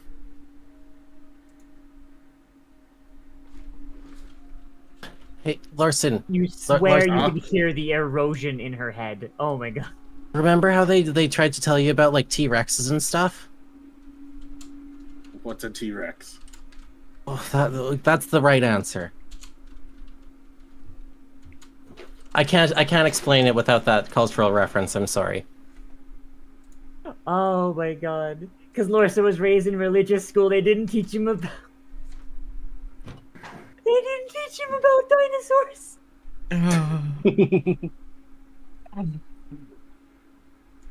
Jeez. I am at a loss on how to proceed with this. The Duke, who has been kind of like making his way through the cave, is like, the way you proceed is you allow me to speak to one of my greatest friends, who I had thought was dead a long, long time ago. And he he approaches, and as he walks towards Doongeth's faces, like, they just light up. Like just big beaming smile. It's like, my friends! It's wonderful to see you again. You've gotten smaller since last I saw you. The Duke just goes, no, my dear friend. This is just a guise I take on when dealing with those who are younger. You know, the younger lived races. I've got a granddaughter now.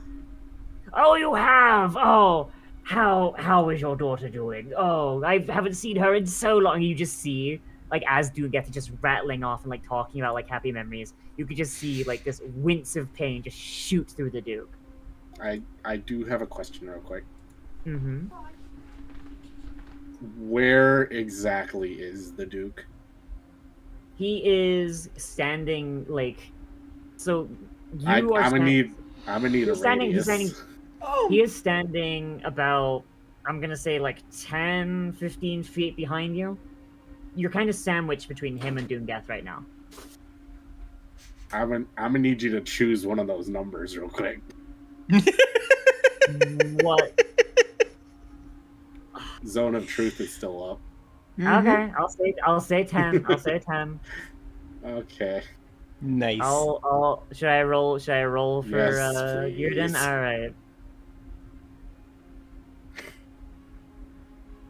Amazing, actually. And roll the saving throw. So what's the DC? 14. As he steps into the zone of truth, you feel the enormity of his mental presence and fortitude crash against the zone. He could lie here all he wants. That sounds that's like fair. a nat 20.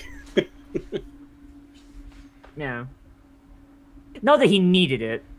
No, of course not, Yeah, but still. probably has like a plus 14 attack charisma saving throws, anyways. Yeah. All right. So as he stands there, he looks to the rest of you, and he goes, "Well, my potential co-workers, how'd you find yourself in one? How did you find a god that's been believed dead for centuries? And two, how did you find your way into his mind?" I licked a One, rock. we touched a rock, and two, we touched a rock. You adventurous types. I'm surprised you didn't lick it. I did. He did. No, that's true, actually. Mm-hmm. Nightshade You know will what? kind of like shamble around and say, not to overlook the stupidity of our predicament. Some of us may be deteriorating, myself included. Understandable. Now, if I rescue you from here, you know that that is a debt. A debt that I will enforce. There is nowhere on Lane that you could flee from me. And, like, he kind of gives a pointed look to Eddie. Don't worry. I know I'm not that stupid. Very well. Now, I know what I would like to do, but I also know that some of you have a vested interest in the situation as it stands right now. I could pull you out of here and leave Doongeth to his slumber, as loath as I am to do that. And your people, and he gestures to Lennon, you managed to continue with this mining operation that you have for the foreseeable future. At least until my dear friend awakens of his own accord in, I don't know, roughly 300 years if you stop blasting away every time he starts to regenerate. Quick aside, what is Doongeth's reaction to this monologue? Was he still right here? Yeah, I was about to say, Yeah. is he speaking loud enough for Yeah. you to get to hear? So, okay, I'm gonna get to Doongeth in a moment. Okay. Doongeth, he looks extremely confused. And he's kind of stuck in a loop almost of like he'll be like, "Ah, my friend, how is?" and like he'll say, so I have lost my notes from the Kobold paralogue. I'm gonna have to find it because I don't remember what the Duke's daughter's name is. It's in my notes somewhere. So if any of you know it, please remind me. And he will go on and on about the Duke's daughter. And then the moment the Duke says something about the present day predicament, it's almost like his brain shuts down to protect him, and Doomguest starts the cycle all over again. It's like somebody who sorry, my phone is just going absolutely nutty, and it's distracting the crap out of me. Like y'all hear it, right? Oh yeah. Oh yes. Give me a moment. While you're dealing with that, I would want to do a quick aside in the Psi network because we have one of those. Yes, please do that. So he showed up a lot earlier than expected. Do we want to try to get out of here without a dead debt first? Because we can just, blast one of the kids right here. I can coat him in acid. I mean, he's probably going to be mad that we summoned him and then said no, but... Well, he wasn't supposed to be here yet. You could argue that he broke the thing by arriving here so soon.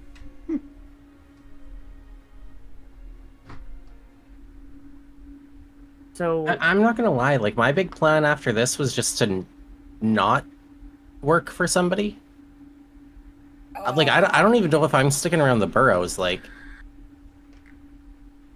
So, and I also want to point out for like time thing, I did actually have like a time in the session where he would show up, so he is actually on time. Whether or not Eddie is aware of that, because once again, you're in a dream, time moves differently. That's fair. I think it was going to be an hour. Yeah. And since all three of those side stories basically took place simultaneously, I didn't realize how much time had passed. Yeah, sorry. Dream logic. Yeah, that's fair. But yeah. So can I finish the Duke's thing real quick? Please. Yeah. So while Doongeth is just kind of caught in this loop, his first thing is like, I can leave Doongeth asleep so long as you promise not to keep blowing him up when he regenerates, and he'll just wake up in like a couple 100 years. Or, and then continues, or I can do the humane thing. We wake up Doongeth.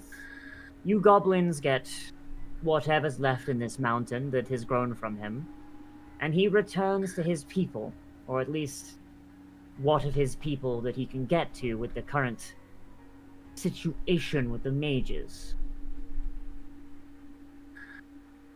Guys, that sounds like the right choice, doesn't it? They are enslaved to some degree, are they not? Dwarves are second-class citizens, yes. Like, You know that. We could stop that right now. This is a deity. Yeah. That stops the second he gets out. Yeah. Or at the very least, soon after. Like once he's regained his strength, yeah. It would also potentially screw up Linen's entire people, though. It would also indebt a god to us instead of the other way around. And we would not have a debt to a lobster gold dragon. He's Whatever the that one is. offering. He's the one offering to wake Doongeth up and get you out. Like, we Right, would since have a... we trade we'd one still favor have for a... another. Yeah, we'd have one god indebted to us, but be indebted to... Well, I don't know if they're a god, but another powerful creature. Hey, That sounds like a decent bargain. I mean, if, like...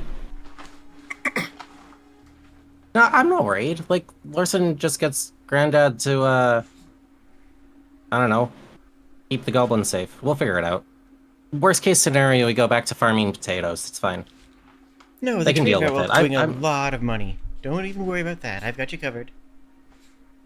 Lennon, you also may find that this deity may help your people. You are saving him. Yeah, no, like that's kind of what I'm thinking. Like, if we help him, then he'll help us. But also, I just want to go live in a cabin in the mountains at this point. Like, The burrows can deal with themselves, and I'm tired. I'm tired of goblin politics. There's too many gnolls and vampires. Just like real politics. Oh man. Well, alright, Duke.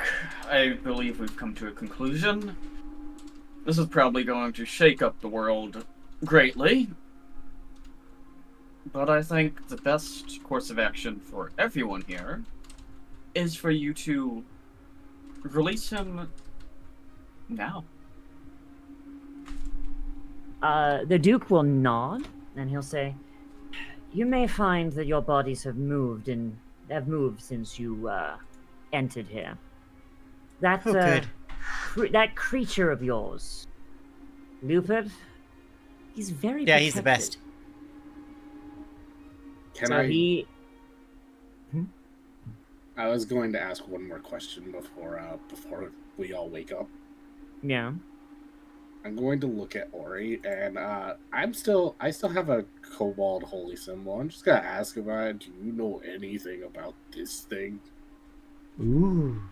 I don't think she would, but But Let me see what she knows. because how long? I'm sure kobolds were around back then, back when Dune Geth was up and about. Huh. Okay. So, wow. If this was the mithril armed guy, like you would have had no luck whatsoever.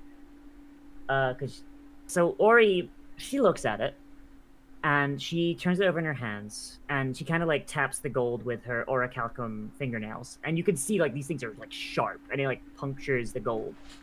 She goes, "It's a bit crude, but I recognize the symbology. It reminds me of, when she gestures to Girdan, reminds me of his lot. This is an old symbol of the gold dragons before they unified everyone else. Unified with everyone else, even.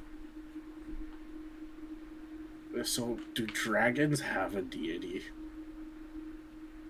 But yeah, they pay fealty to the to the Earth Mother and everything. Lane, the Mother Goddess, like everyone else. But beyond that, not really. They're basically deities in of themselves. Out of care. Well, did you happen to notice that every time Dungeth brings up his daughter, the Duke's daughter, he kind of winces, like, because his daughter is dead. So, like, do you think that he's trying to become a god and, like, bring her back or something? I mean, I don't know if that's possible. Well, dragons already have deific power. They're imbued with a portion of it when they're born. And as far as I'm aware, they can't become a deity themselves. Do you know if, like, would they be able to resurrect somebody? No. I mean, I imagine if they could, they would.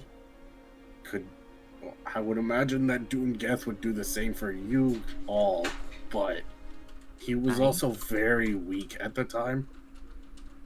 Aye. But, I mean, there's no coming back once you've returned to the stream of souls. There's no coming back. Oh. Then Well, I mean, why there's no would- coming back as the same person, at the very least. Why would they be making essentially figures to worship a god? Oh, I don't know. I'm a memory of someone who died centuries before any of this happened. All I can tell you is what I know at the time of my death. Okay, that's fair. Do you know if your paw is going to keep anyone's memories of, like, all of us being here in this whole interaction? Probably be a bit scattered, but he'll probably have bits and pieces of it. Fuck, Jade. Okay. I mean, is no one else getting this vibe? No? Tortured I'm memory not- of past? I'm not touching that. I mean- I did not have that thought. I'm feeling that Goldie Vamp is feeling pain because of what happened to the daughter, presumably because he's either responsible or was close to her, or both. That would explain why he winces every time that she's brought up, and why well, explain a lot. I mean, I it mean, is his daughter. And out of just to give you information, because I know, because like you didn't get this information firsthand, Jade. During the Kobold Paralogue, out of character, you all learned that dragons are ageless, and it is very, very difficult for new dragons to be born. So basically, he has had centuries to deal with her loss, and she should literally still be alive. But she's not, because one dragon made a fucky wucky. Where'd that go? Ah, heck. Yeah. So I mean, if you were like an immortal and you were anticipating like, hey, I will have like literally the rest of eternity to spend with my family, and your family just gets wiped out and you're the only one left, I mean, that would hurt pretty bad. I get the feeling. Okay. It's true.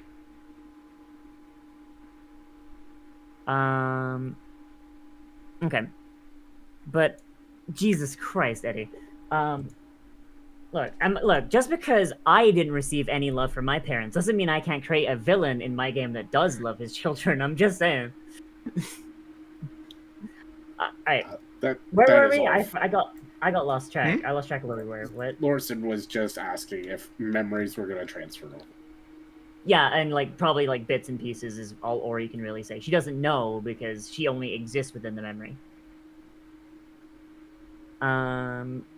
But yeah, so the Duke, as all this is going, I'm assuming because it's like this is like Psy network stuff, like, and also the Ori thing is happening off to the side. This is all happening like more or less instantaneously. The Duke is going to raise his hand above his head, and he's going to just snap his fingers, and there is a sound that reverberates through the entire cavern, and it sounds not quite like a snap, but it sounds like two coins clicking together. Like just like two gold coins just like bouncing off of each other. And it reverberates through everything. The cave starts to get like a little bit shimmery. You're not quite sure like what's going on. Like time seems to slow down, speed up, and you're kind of taken in a bubble out of everything. And you see time start to speed up. You see these hooded figures wearing robes storm into the cave. Dungeth and his children are around, but they're not in the same positions that they were as you were talking to them. And you see these mages just with these golems, like just clad in like, and I do mean like they're probably like clay golems covered with like animated stone, like earth elemental kind of beat. They charge in. They start beating on these dwarves who fight back. You see Ori with her with the orichalcum like nails, her claws start just slashing open a mage's chest. You see the mithril armed fellow punch one of these elementals' heads clean off. Like they're all going down swinging, but one by one they do go down from either spell, sword, or both. And Dungeth stands, and there's a figure with a much more ornamented robe that steps into the mouth of the cave, and Dungeth charges at him with a blade in hand, only for this guy to raise a finger, and a beam that you immediately recognize as disintegrate nails Dungeth in his left side chest. And you see it just completely evaporate. The heartstone is peeking out, and it is visibly bleeding. Dungeth, you see his remaining children, scream something at him, and he turns and he flees. He runs through the wall, and the perspective follows him. You see him go through the wall, out the other side of the mountain, as just these airships are just blasting down magical fire at the mountain.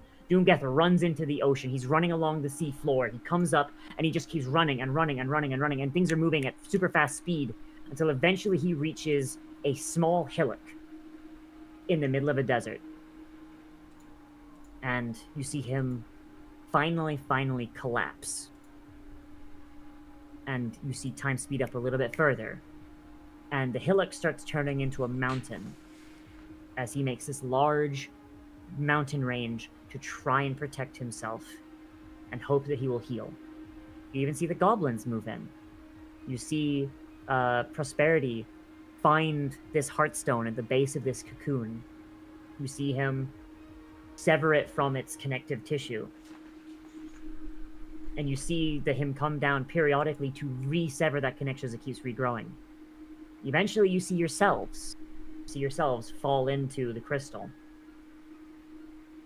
And then, as you reach the present day, all of your eyes open as you're within the goblin barracks. It's a lot cleaner than it was. Corpses aren't here right now. They've actually gotten rid of those. They've actually buried those. And each and every one of you, you're not wearing your armor. You're wearing what look to be goblin pajamas. For those of you that are bigger than goblins, in like several pairs of pajamas sewn together. Including Nightshade. Your ones, you have like little like kitty shaped goblin pajamas. Eddie's Because of course they would have those. Yeah, Eddie's pajamas would be very wet. Yee. Yeah. So you all wake up. There's no one around you right now because it's the middle of the day. But you see all of your equipment in your packs below you. Linen. What's up? Do you look at your hands at all? Oh, immediately. That is the first thing I have thought of. So were your arms mithril in the dream? Because I know you're going around punching shields. I probably still would have had them all mithrilled up while we were at the end of that. They're still all mithrilled up. Hell yeah. Do you try to release the mithrilification, or do you just keep it? Because you can't flex your fingers right now. Remember. I don't think so. I think what I do is I just lay back down and I stare at the ceiling for a minute. Okay. So, the rest of you, what do you do? Did you wake up in your little goblin pajamas? Immediately transcribe my note, the incantation.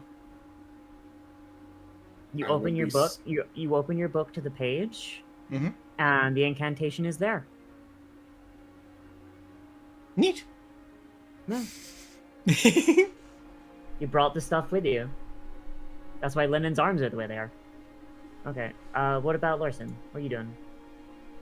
Lupert, who the hell undressed and redressed us? Lupert rises from the corner. Hello. I tried. I couldn't do it. You didn't give me thumbs, master. Okay, so if you didn't do it, who did it? That one over there. And, like he points, and there's a small goblin, still clutching an ever-burning torch, literally curled up like a cat, Aw. like in the corner. He was very helpful. He was. I think he needs more food. He's very skinny. I can see his bones.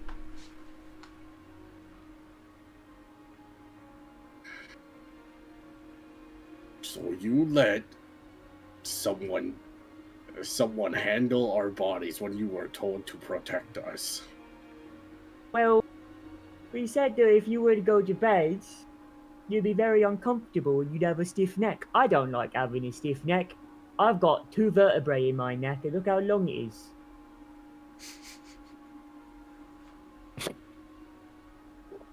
Am I wrong to be like slightly upset with Lupert? He was. I was How just do doing you what I. all feel? Yes. Lupert is a beautiful and pure child. You are always wrong to be upset with Lupert. I just wanted you to be comfortable, Master.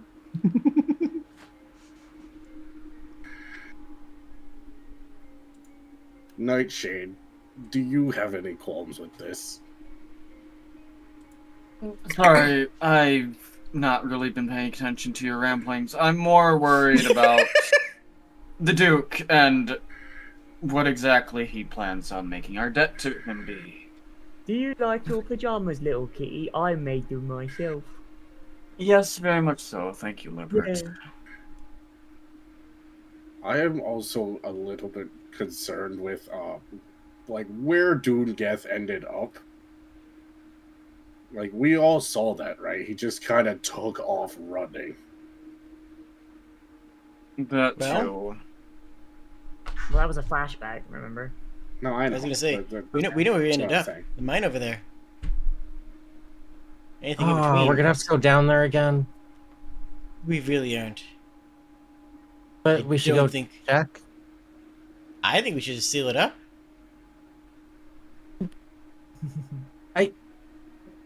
No, No? no. No? That seems Okay. like a very bad idea. Like, wait. So, like, they're recovering and becoming a god again or something, right? Yeah, I'm assuming that's gonna happen pretty quick, though, right?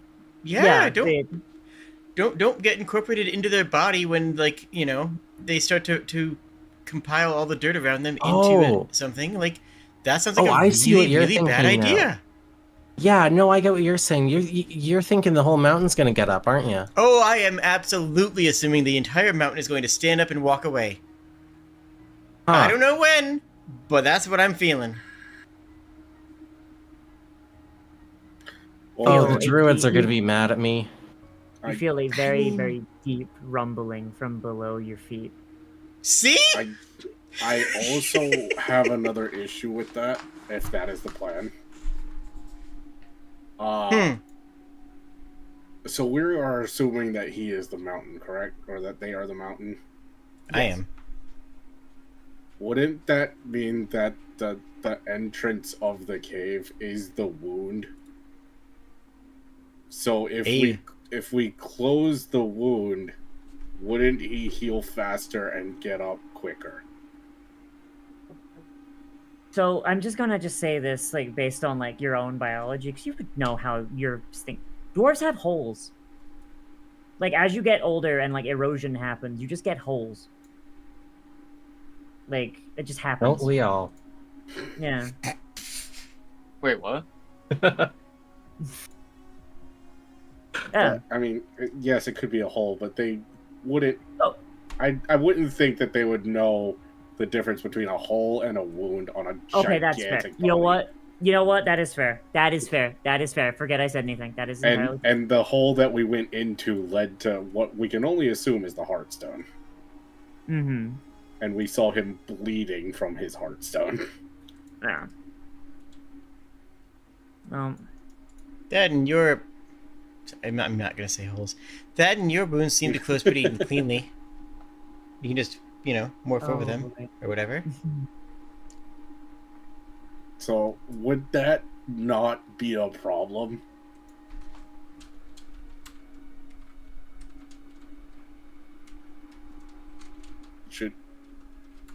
Would sealing the cave be good or bad is the question. I mean, like, I guess it depends what our end goal here is, right? Do we want this to go faster or slower? Hey, that's up to you. That's up to you and the tree priest. What are they called again? Tree priest, the druids. Yeah, druid. That's what I was trying to think of. Thank you. I can't tell that was in character or not. It was both. My brain farted. But I mean, Well, like, I mean, that you gave me an idea with the druids. We could use the druid, like they could help. if I mean, we What could. Do we, Lorson? Do we need to fill the caverns? Is that going to be an issue for a dwarf? I mean, I would assume that the wound heals from the inside out. Yeah. So, like, when it gets full, the wound is fixed. But the problem would then be if he is healed, he wakes up, and then decides to sit or stand up. Where are we, and what would happen? Well, we don't go in there. I think I have a solution for you. Well, I didn't mean go in. I mean more so if we are on the outer, like, so if you Oh. lay down, and I put a rock on your Yeah. head, Well, and you stood up, what happens to the rock? well, yeah. We'll just ask him Assuming to it stand is, up. assuming it is a very tiny rock and not, you know, the hammer in my hand. What if we go to the other side of the river? Could work. I have an idea. If you think filling the caverns is an idea, we should just talk to the druids. How do we know that the druids are What? on safe land? We're probably gonna need to talk to the druids anyways. Let's be honest. They are. It Yeah. seems pretty relevant to them. You know what I'm saying? Mm-hmm. So, I really want to say what body part the burrows are in. I really do. I don't trust You- you, Liv. No, don't Liv, say Liv, it. could you unpause the game for a second? I want to test something. Yep, sorry. The burrows are in the belly button.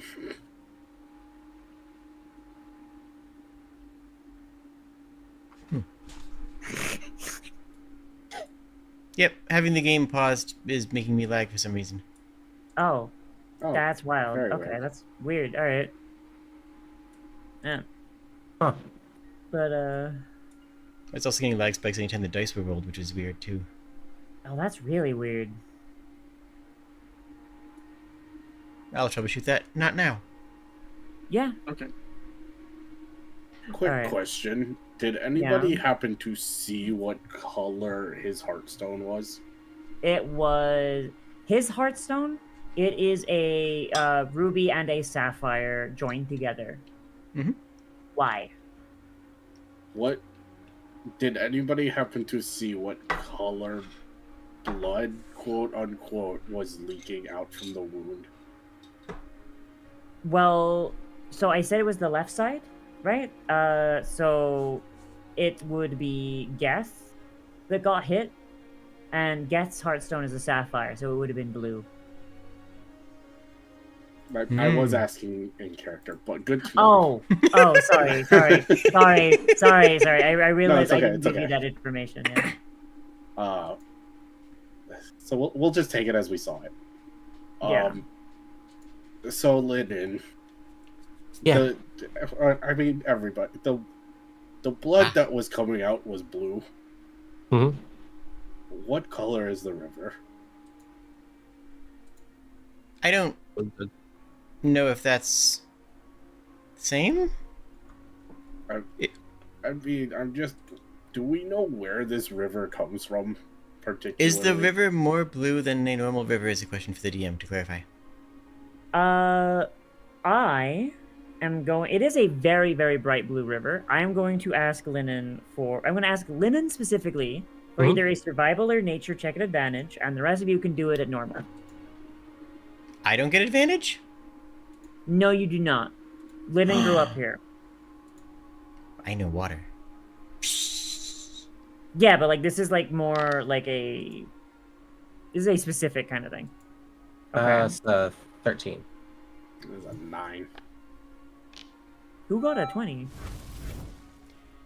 I just roll 18s. Okay. Who got a 20? I saw a 20, or did the dice just bug on my end? I think they bugged. Nobody's got it funny. Okay. Are you gonna roll, Xeno? Oh, yeah, sorry. Because you've been in the water as well. Like all of you have been exposed to this water. Fair.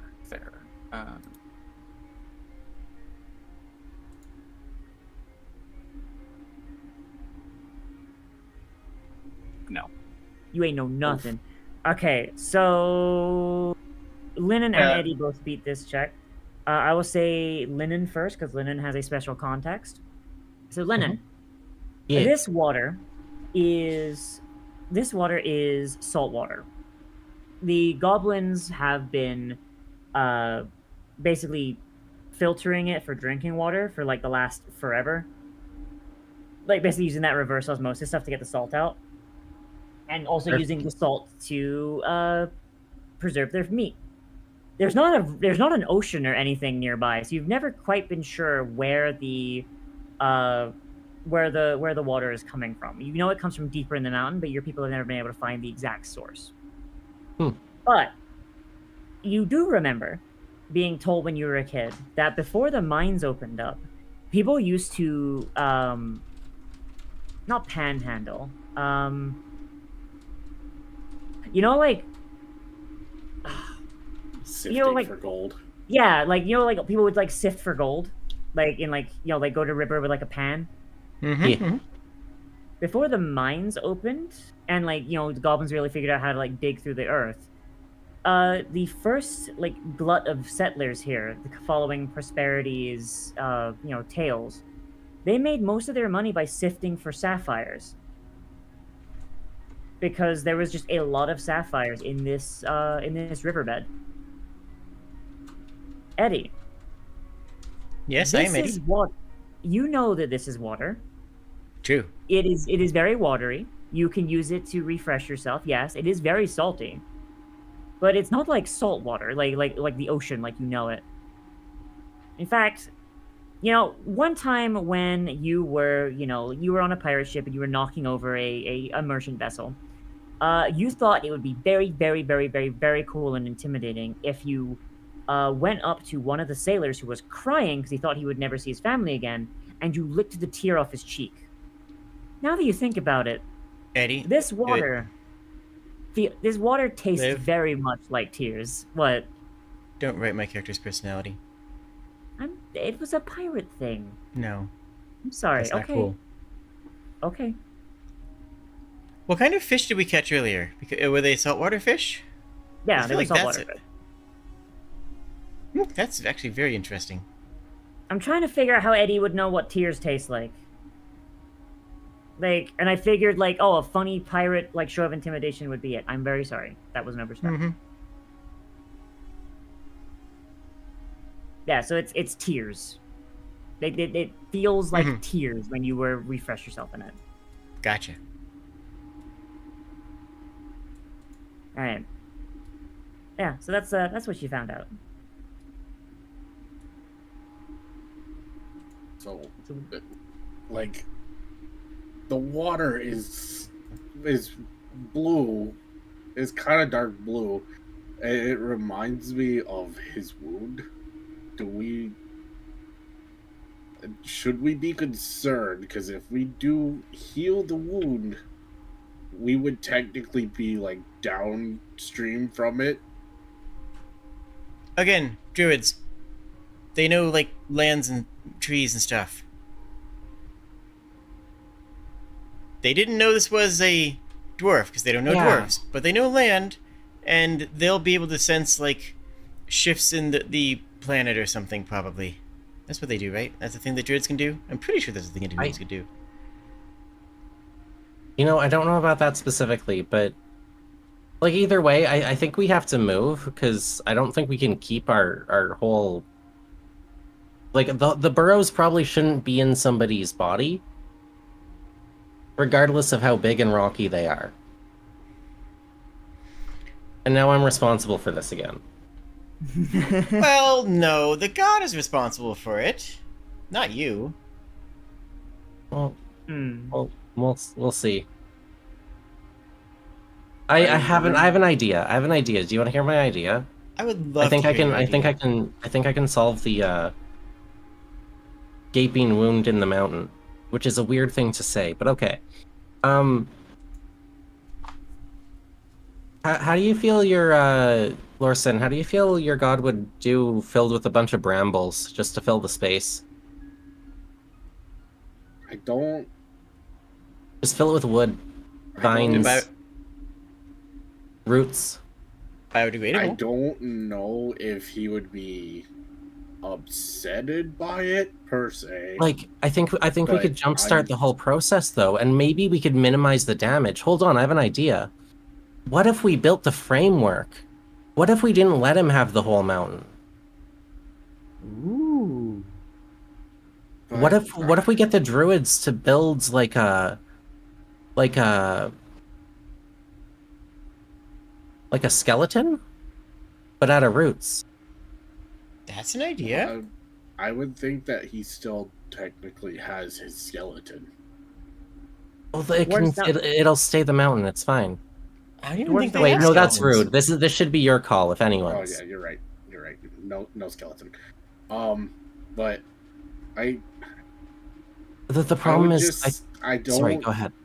Considering that we are not exactly a liquid underneath, like a skin, quote unquote, like as he taps himself to make the Yeah, ovened rock exterior noise. Well- I don't know how that would impede the flow from his heartstone.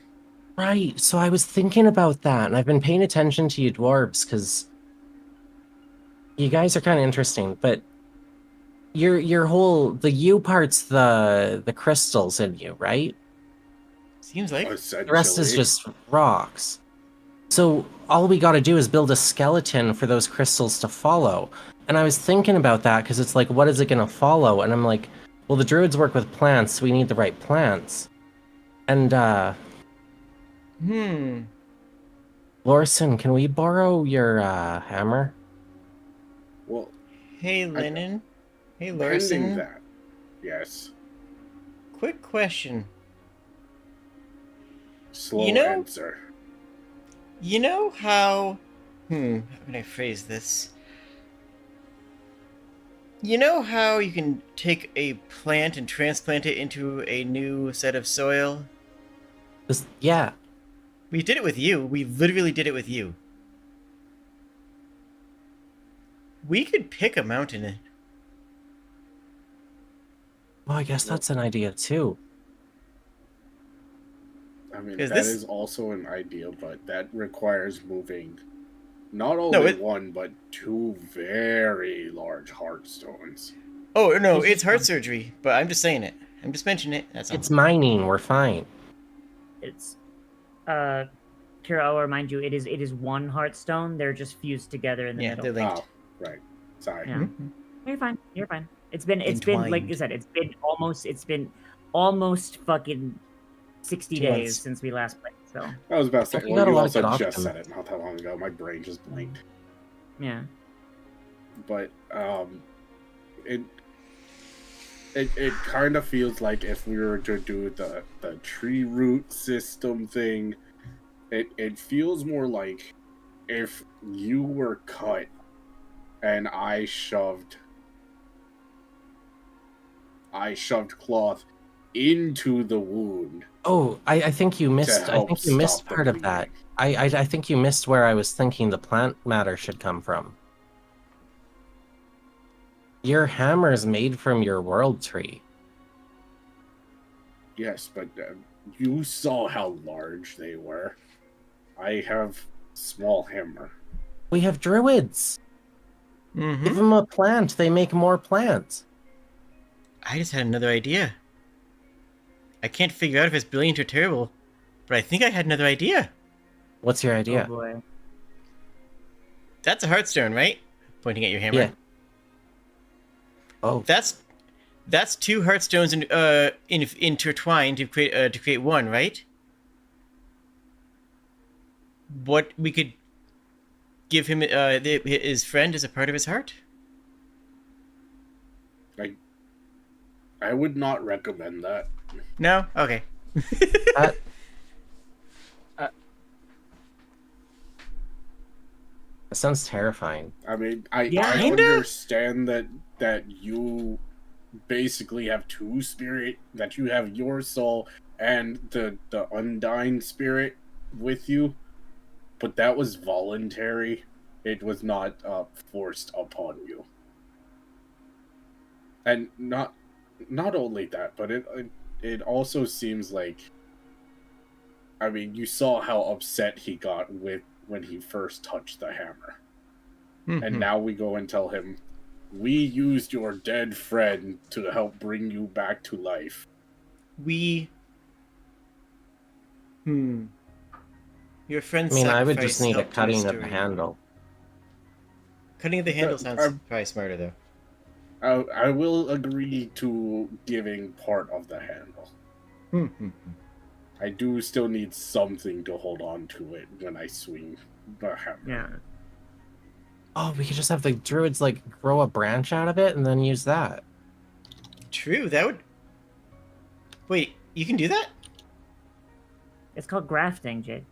I know, but this is in character, thank you. I'm talking to okay. Lyndon, actually. Again, unless you're saying that as a character that's in the scene, in which case, Sorry. yeah, Okay. let's clarify. Okay, look, it's hard to tell with you sometimes because you don't That's fair. do a voice. I would be okay with that if we are able to grow the hammer, like grow a branch. We can easily chop the piece of the branch off. If you can grow branches and make that regrow, you could grow a new world tree, couldn't you? That is a thought. But would there be enough nutrients in the world to support 2 or more world trees?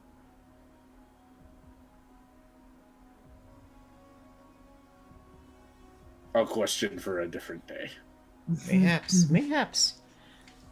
Let's keep that in our back pocket, though. There might be something there. I feel the creeping edges of responsibility.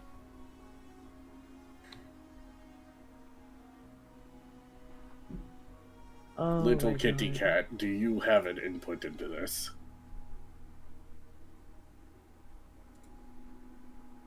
You are muted, little kitty cat. Am I? You definitely were. Oh my God. Someone has cast silence on the kitty cat. Okay. Well, that's...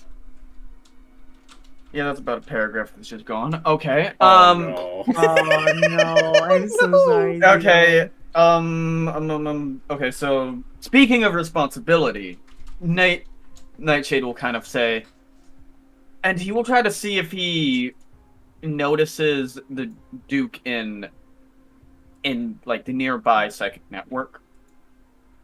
Because he's So- that's kind of the most weighing thing on his mind in all honesty. Alright.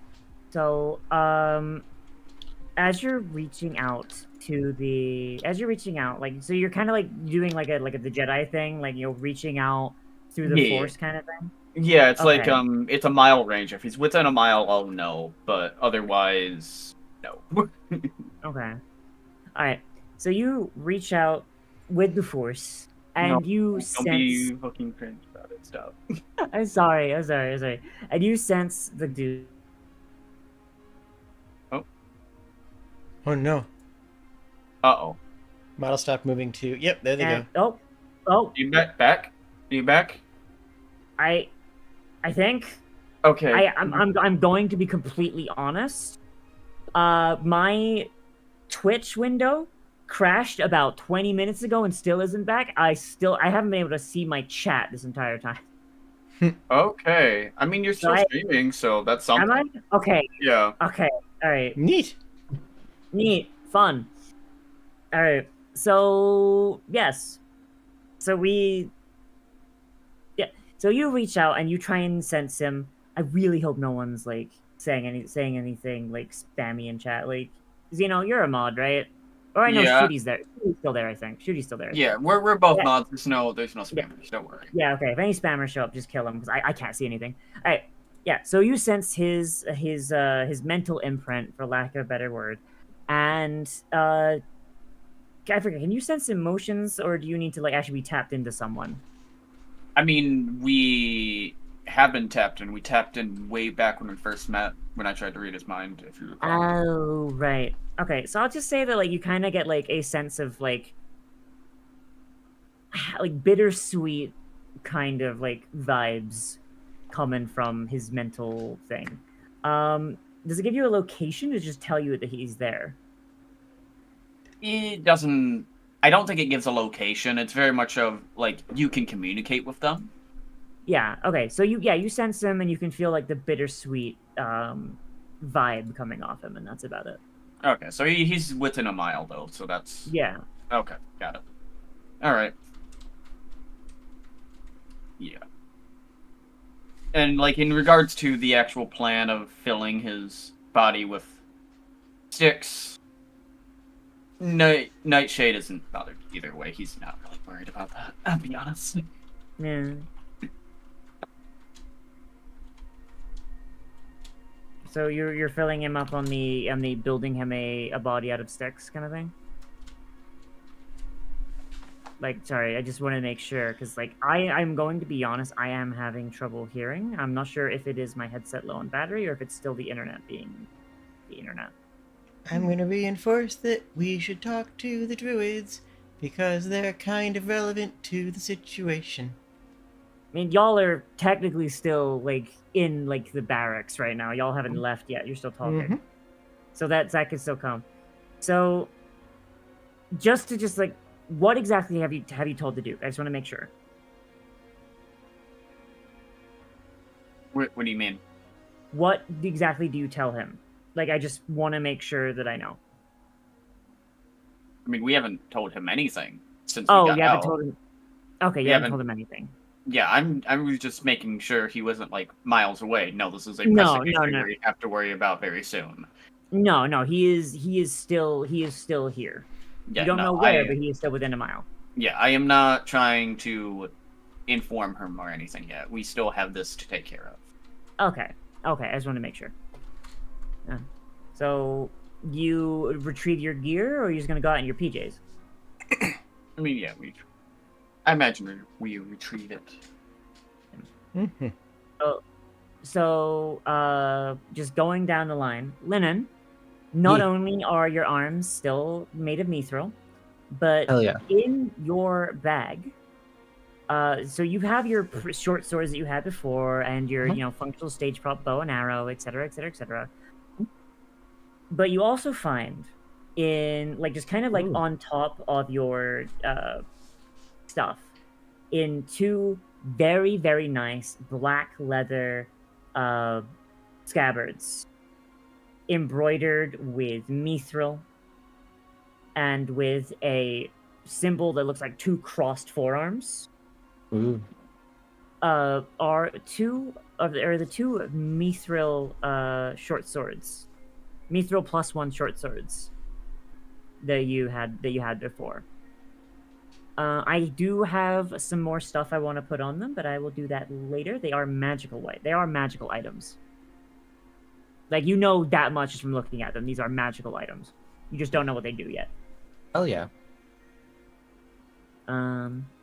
Just very, very carefully like placed on top of your stuff. Jade, you find that your book has the incantation written on it still. And Nightshade, you didn't really gain anything while you were there, so that's fine. And Lorson, you find that I'm not calling it Daddy Mercury. The Aubrian Warhammer. Ollie, not had enough of Ham doing that. The Aubrian Warhammer looks how it did in the dream, where the handle has been like basically shaped and sanded and made into a proper handle that's not going to give you splinters. It still has the roots going up, and the head is no longer just a rough chunk of crystal. It is now been reshaped into a proper maul shape, and there are still the runes going down the side. If anyone tries to read it, same as in the dream, you can recognize the individual letters, but you cannot string them together into a sentence for some reason. Can I, because they did say what at least most of the markings were out loud. Yeah. Do I remember them? Okay, we'll do Lorson first, and then I'll get to you, Jade. Okay, so Please. Can Lorson remember the list of the rocks and stuff that are listed on the hammer, the shaft?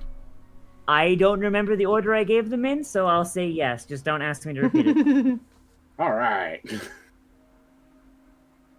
That's all. Like, yeah. That's all I wanted. I just needed to know. All right. Jade. What Hi. you got? Sorry for interrupting that. I just wanted to ask a quick question because you said that the runes are still there but indecipherable. No. Can they be individually transposed, or is that also impossible? So yeah, you could read the. I have chat back now, by the way, so that's good. Thank you, Shooty, for keeping an eye out. Yes. So you can read the individual runes, but even if you take them off and transcribe them onto a piece of paper, putting them together to make the sentence does not work. It's like you start reading it and your eyes just slide off the word. Cool. Yeah. Like there is some sort like Lennon was able to kind of like look at it earlier. There is some sort of magic at work here, but you have no idea what. I am going to transcribe them twice, once as a sentence and then once on 3 separate pages so that they are separate and distinct. Mm-hmm. Yeah. I'm pretty sure Lennon told you that it was the runes were enchanted, right, Lorson? Yes. Yeah, if you wanted to try using detect magic on it, I don't think that's a thing. That's a metagame. If you want to do that, I'm mostly asking now because before we forget, because we've only got about 30 minutes left in the game. Yeah, I why not? Okay, because I know you brought that up earlier. All right, so you cast it. So as you kind of sit there and you cast detect magic, you look at the runes and you see an aura around each individual rune. There is a confounding ward on here. It is from a. It's a combination of illusion and abjuration magic, and from what you can tell, whatever this ward is, it basically casts a very minor version of feeble mind on you if you try and read it. Basically, like you try and read it, your brain goes fuzzy, and then your eyes just slide off. And the moment you're not looking, yeah, you come back. Like literally, it removes your ability to read while you're looking at the sentence. Okay. Yeah. Okay. Yeah. So now you know more or less how to work with that. Jade, Hello? Lorson, do you share this information with Jade and everyone else, or no? Because Eddie brought up a good point by transliterating them into her notebook, and I don't know if it's something I can say or not. I don't know if you said it to everyone. So, I mean, Lorson will bring it up. I tried to detect what exactly is magical on these words down here, and Lorson looks down and points them, but and he immediately goes blank because he started to read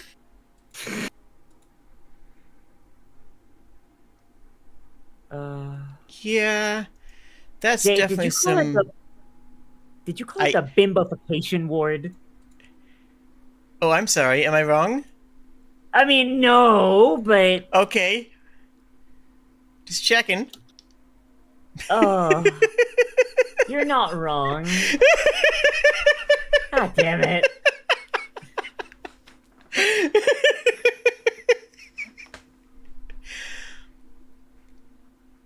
Well, whatever sort of spell it is, it's definitely God tier because most spells that blocks any sort of incantation block an individual one rather than any possible transcription attempts or any other instances where these words are together. That's a bit beyond my capability. So, for now, that is.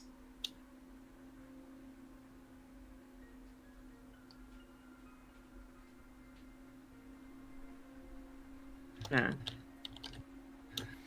But I think it's time that we involve another in our conversation here.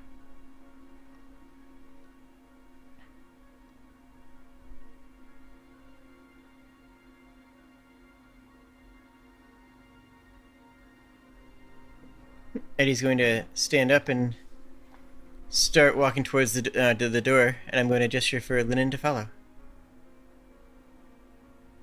I'm gonna take a minute to like, because we're basically where I grew up. Mm-hmm.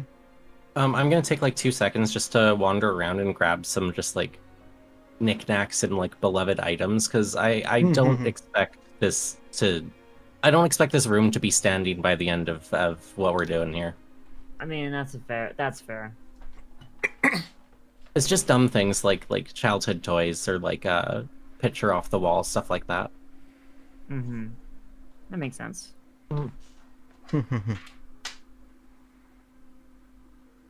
Okay, let's go. All right. So we need to talk Druids. Yep. Mm-hmm. Yep. Exactly. Got it. Alright. So you make your way out of the barracks Yeah. and out into the wider thing. As you step out, now that you have the context of this being a dwarf's body, I would like a medicine check from all of you. Lorson, you get advantage because you're a dwarf.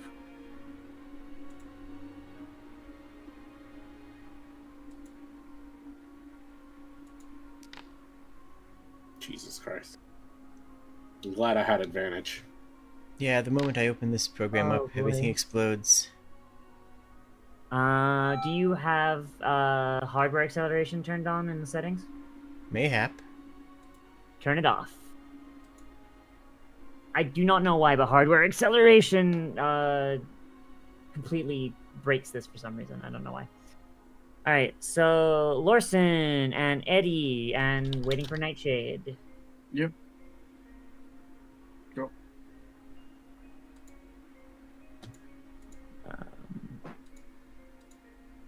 Come on, work. But dice, stop fighting me. There. Really did not want to roll. All right, so that's an 11, 16, 18. All right, Eddie and Lorson. Eddie, from your history of trafficking in body parts of exotic creatures, and Lorson, from you having to clean yours out every now and again,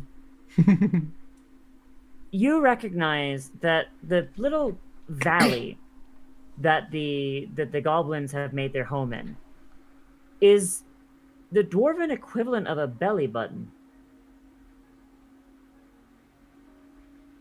Gotcha. So Wait. That implies things about dwarven reproduction.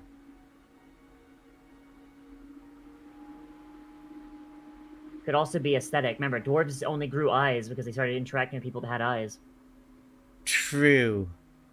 I don't have a belly Yeah. button. I was hatched. Egg. I was cloned. I don't have one either. All right. So, you also recognize that most of the goblins' like buildings and like just infrastructure is underground, as well. And you reckon that if Doongeth were to wake up right now and stand up, any goblin that was like standing in the belly button itself would probably need to like grab hold of something and then shimmy their way down to like, you know, the lip of the belly button or something. Any goblin that is indoors, and by indoors I mean underground, they'd probably be fine, honestly. Like, you'd probably, like, the goblins would probably need to, like, readjust, like, you know, which way corridors go. But, like, they'd be more or less fine. The wall becomes the ceiling. Basically, yeah. Or I mean, it's more like a 90 degree thing. So, like, basically, like, you would have, like, walls become floors, and floors become walls. So, yeah. So it's not the end of the world, but I imagine the goblins might not want to live inside a guy. But that's up to the goblins. But as you step out, you see that most of the goblins are kind of like gathered and talking, and like you hear like chittering in the goblin language, which I don't think any of you speak, including Lennon, which is like really funny. Like, did you used to speak it and you just forgot, or like what? Like, what's No, funnier? I was too busy learning cat. Oh boy! All right. So Yeah, as you come I up- learned for at least for my little section of goblin culture, I learned everyone speaks cat anyway, so I just learned cat. I didn't bother with the extracurricular language. Yeah, that makes sense actually. Oh god! All right. So as you come out into the belly button, every single goblin and several carriage cats all turn to face you, and just like literally, it's like everyone turns at once, just like. And you feel every single eye boring into you. Most of them seem confused. A few of them seem relieved. And some of them just seem like... Just like... You know that thing of like, hey, I understand you've done us a solid, but you've made things way, Hey. way too complicated.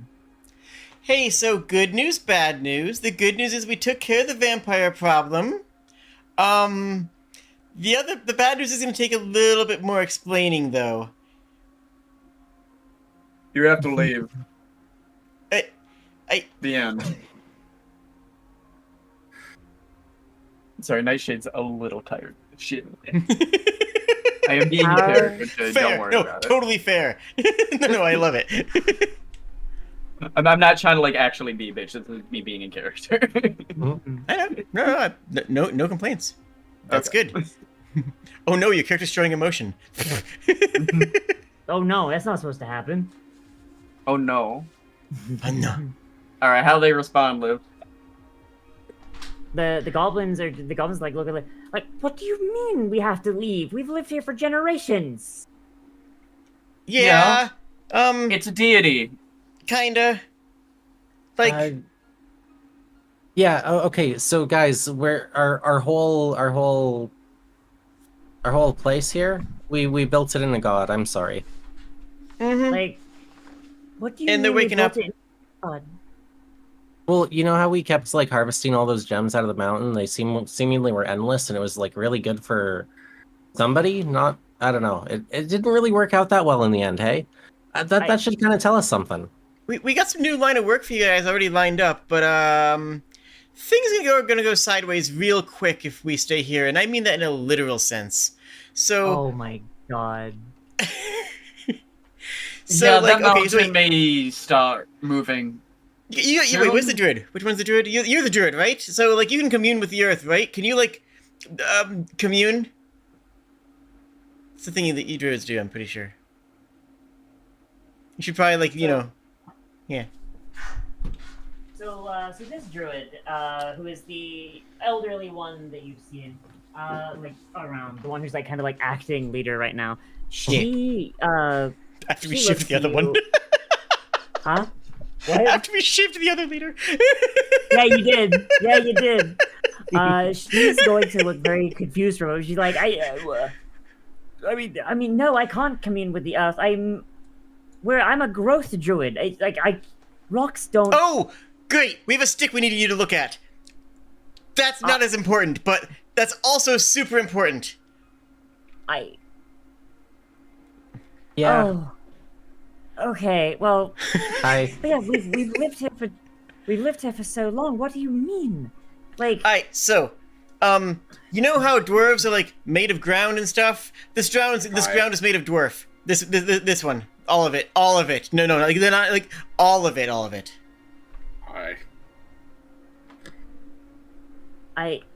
okay, so you mean to tell me that this entire mountain is a dwarf? Yeah, you've been harvesting red blood cells for ages. I mean, we get along fairly well with the dwarves. I mean, I'm sure we can talk this out. We've got nowhere we can go. If this thing stands up, you're gonna go somewhere. Would you After- prefer to live inside of a dwarf? That is the question. well, Lorson, I was gonna get there. That's a heavy way to start that. I mean, you did immediately start the conversation saying, they need to get out. That wasn't me. Yeah, that was my bad. But Okay, you're right. It wasn't you, but that is how the conversation started. Yeah, You I was gonna may build up be to that, able but here we to- are. yeah, you all could possibly try to get him to let you live inside him again. But right now, he's going to be waking up. And when he wakes up, he's probably gonna be hungry. And I do not know what that means in this context. At the very least, he's going to be moving. And I would not want to be in this cave system if I were you.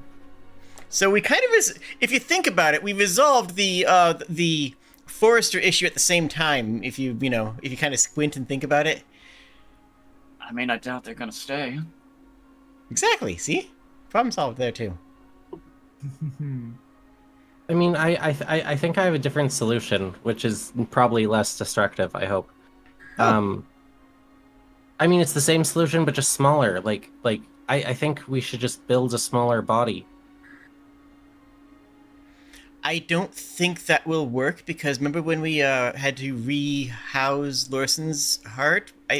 I do not know how to phrase that. I'm so sorry if that's like weird, but when we had to like reconstitute Lorsen, the right amount of earth wrapped itself around the Heartstone.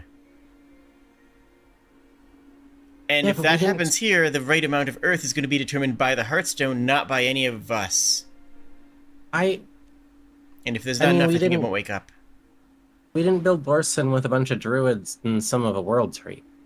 That's true. We didn't have the option. I'm sorry, Larson. We will try to do better next time. There's going to be a next time. There was Anyways. a first time. When was this? You pulled out your heart out and threw it at. No, it's fine. Don't worry about it. I mean, I vaguely remember pulling my Heartstone out, but that's it. Yeah, that tracks. And then Anyways. I was awake again. Yeah. Anyway, Actually- I guess that's the oh. question for the druids. Can you grow a body out of a branch of a world tree? The druid, she kind of goes like, well, I mean, I suppose, but like, where would we get a branch of the world tree? We'd have to go all the way to Orbrius and back, and I No. don't think that's possible. No, we got one. That's not a problem. They made it into a hammer.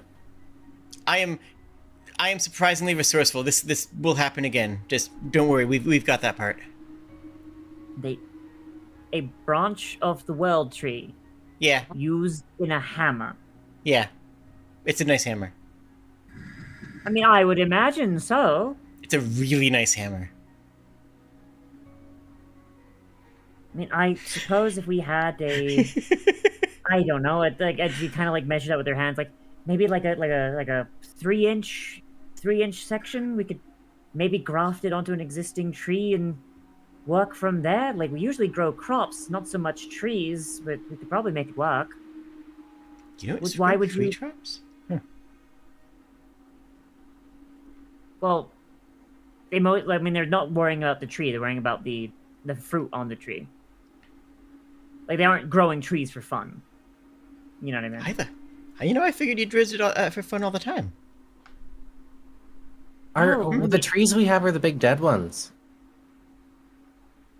True. We have the big dead ones for the cats. That's all we have trees for. Most of our stuff is fruit vegetables. Wait, but it was a big problem that they were cutting down the trees, though, right? I mean, not anymore, because they're going to be, like, super dead when this thing wakes up. Kind of like us. Anyways, what were we saying? Well, the goblin goes.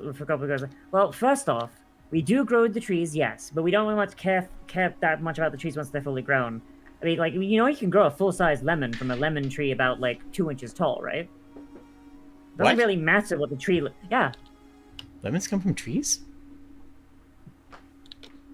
Please tell me that's in character. Please tell me that's in character. It is. Okay, I was gonna say.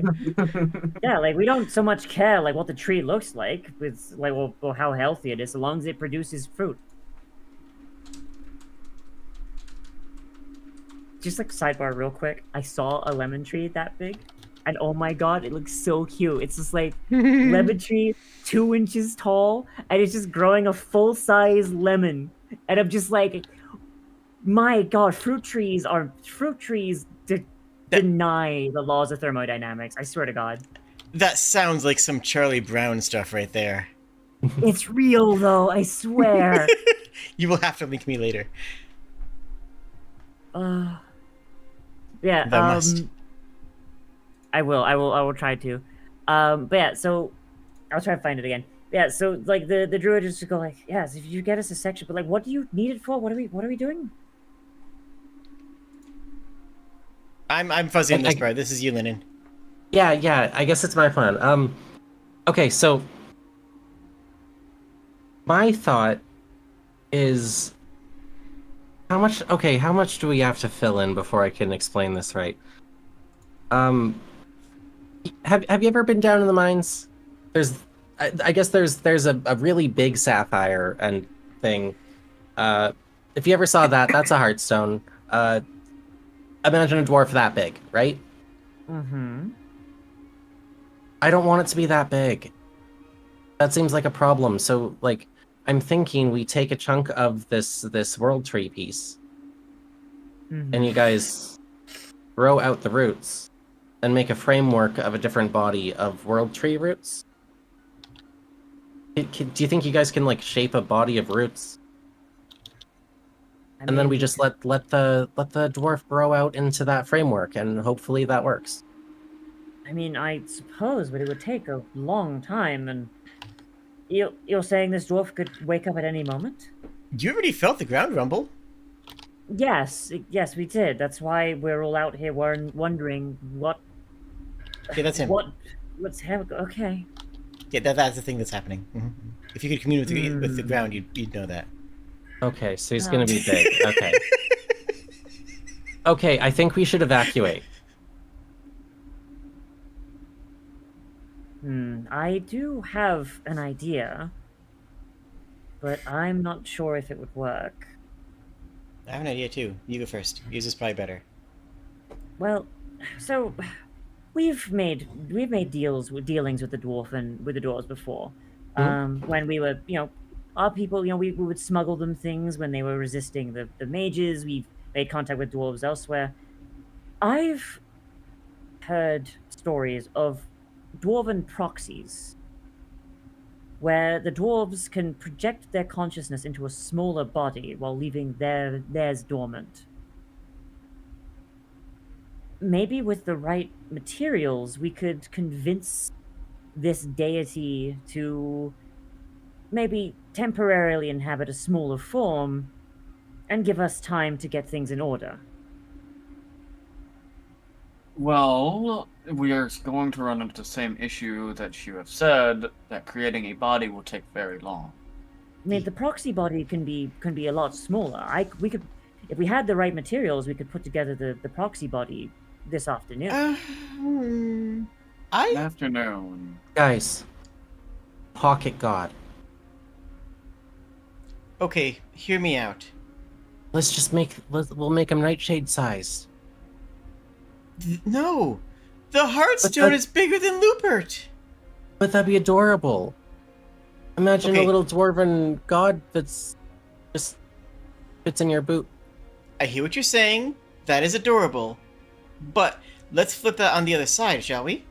Imagine that you are a god as tall as a mountain, and you've been dreaming for a time immeasurable, and you wake up, and now you are fun-sized. I'd be livid. That's not their body.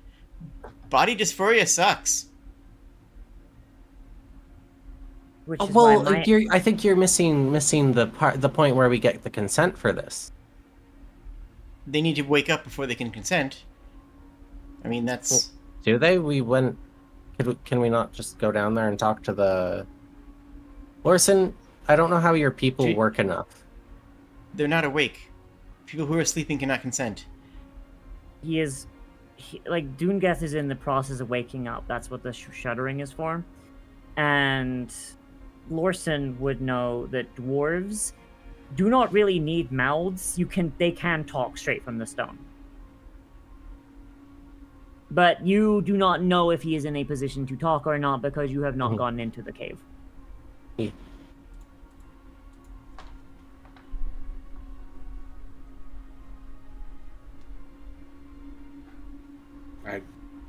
I don't know enough about my own people to offer insight on this situation. I say we move people to Oasis. We have the food, we have supplies. By now, Jacob's already going to be there with food trade routes already in place.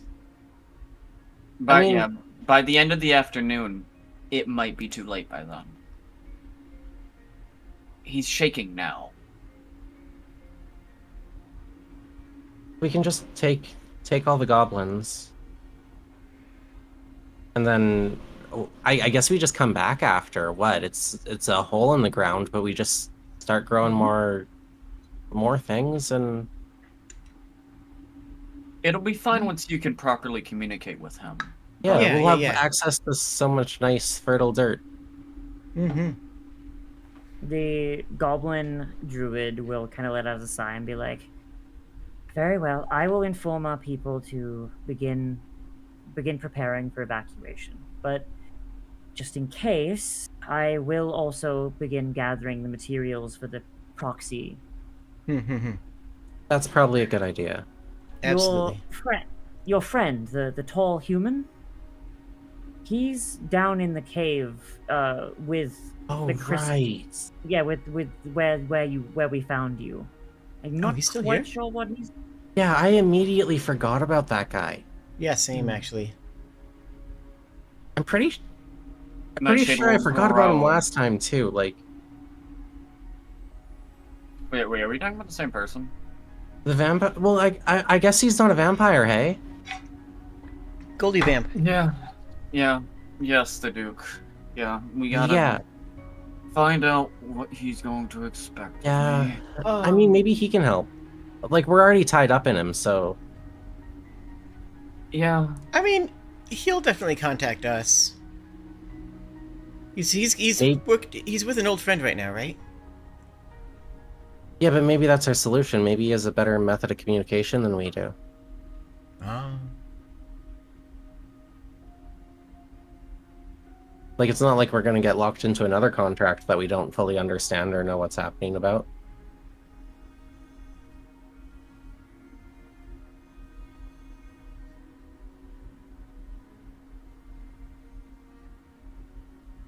Man, it's up to y'all. Y'all can just leave with the goblins and then go back to Oasis, or you could touch base with the Duke. Nightshade, you can just message the Duke, right? I can. Let's evac now. Well, we can. Make sure the cats are safe and all that jazz. Mhm. Head out to Oasis, and then we message the Duke and be like, "Hey, what's up?"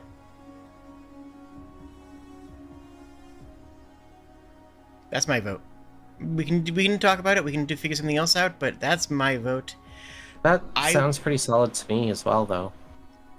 I just don't feel comfortable imposing something different on a god while they're trying to recorporealiate existing things. Yeah. Well, I kind of have thoughts about that because I don't think that is the size that the Heartstone is now. Then, if it's been growing all these years and we've just been chipping stuff off of it, I don't know if he's ever like been that big. Maybe In not a in the past, but I context? think he will be now, because there's legends of dwarves that are the size of mountains. Oh, sure, but If one's gonna if one of those has ever existed, then it's gonna about to exist again. If there's truth to those legends at all, then that truth will become manifest here. And if it never happened in the past, then maybe it won't happen here. But it's better to be safe than screwed. Hmm. yeah, all right. You Now. can feel- Oh no. Go ahead. I was just gonna close to cap that off by saying, we can feel the ground rumbling, and that's good enough information for me. Hmm.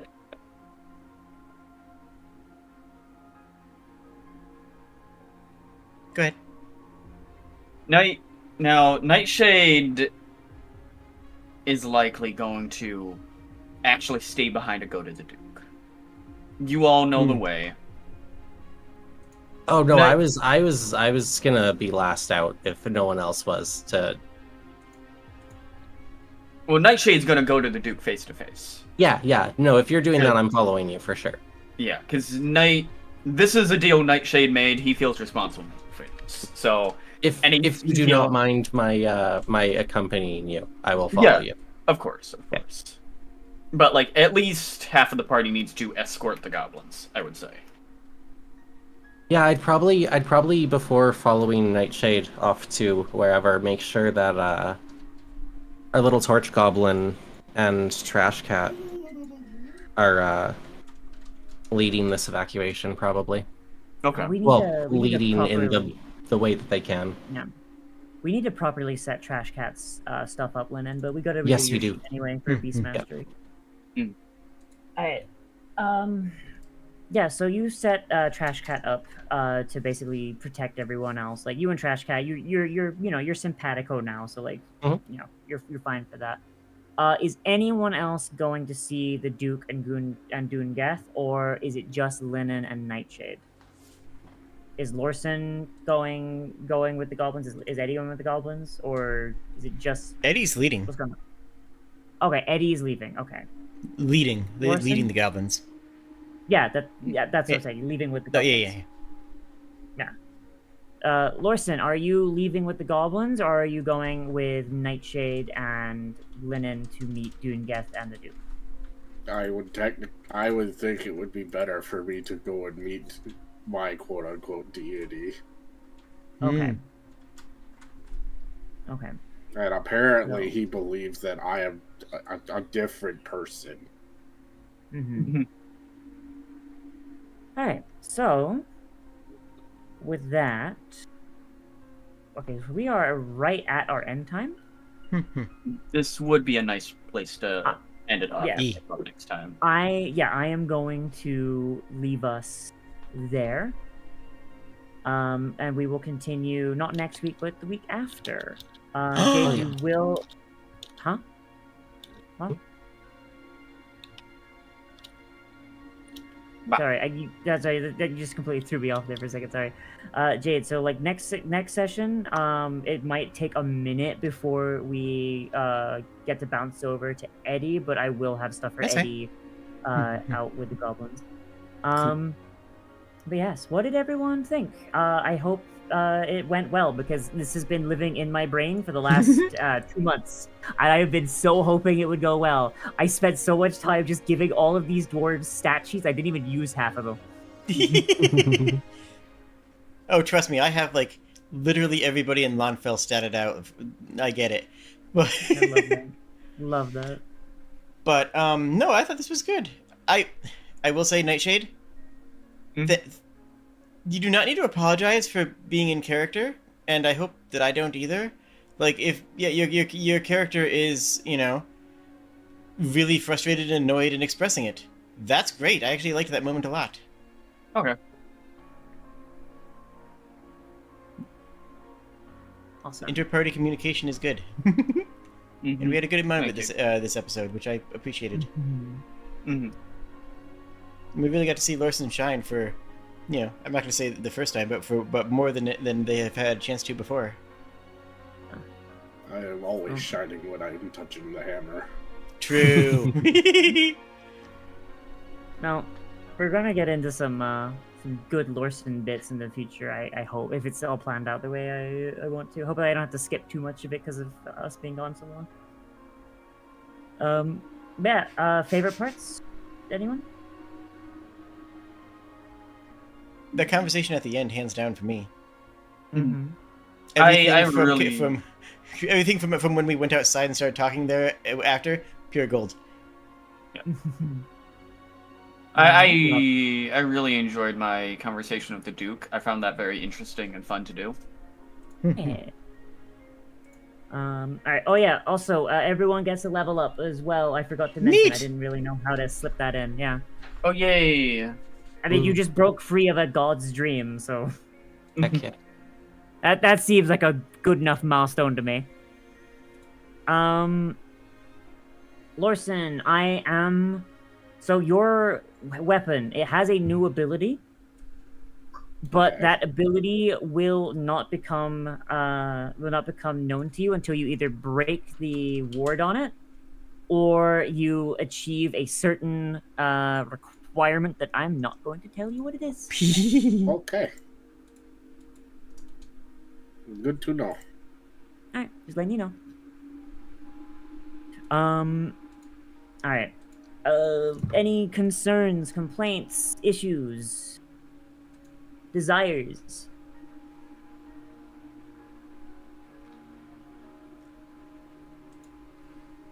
You take that as a no. Not offhand. Oh No, yeah, I think we did very well. saying you may feel this or your character might remember X, Y, Z is fine. Saying, hey, here's me writing a part of your backstory, definitely not cool. Okay, sorry. Yeah. Literally, I was just going off of like what you've told me about Eddie, as I Mhm. just kind of thinking like this might be a thing she might have done. Right, but Eddie's Yeah, primarily a that's fair. smuggler, rather than you know, like it's a pirate ship, but it's primarily a smuggling ship, if you recall. It's That's fair. and even that's fair. then, it's writing. Yeah, you get it. I thought, yeah, I got it. I literally, my brain was like, it is tears. How would Eddie know what tears taste like? I do not remember. I could not think of anything at the time. I assume that everyone's tasted their own tears at some point. Everyone's tears taste different. Don't ask me how I know. I won't.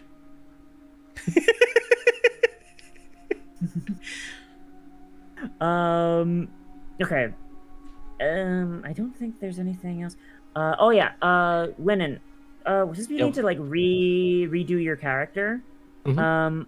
I'm not going to add the mithril arms thing to your sheet just yet. I'm gonna wait until we have the new sheet. Do Yeah, we want makes to sense. do we want to do that on Friday when we're streaming together anyway? Sure, why not? That sounds good. Sure. Hell yeah. All right. I don't think I have any other things. But I hope you all enjoyed. I'm still trying to learn how to do Dungeon Alchemist again because they changed it in a good Oh, no. way. I want to point out, in a good way. The Dungeon Alchemist now works way, way better, but because I have not used it in almost 2.5 months because it requires 2 arms to use properly, I do not remember how to use it, so I'm still having to learn how to do maps again. But if a map is required, then I will do one. But for now, this is good. I like this. Linen, Yo. one more thing. Can you actually draw a trash cat?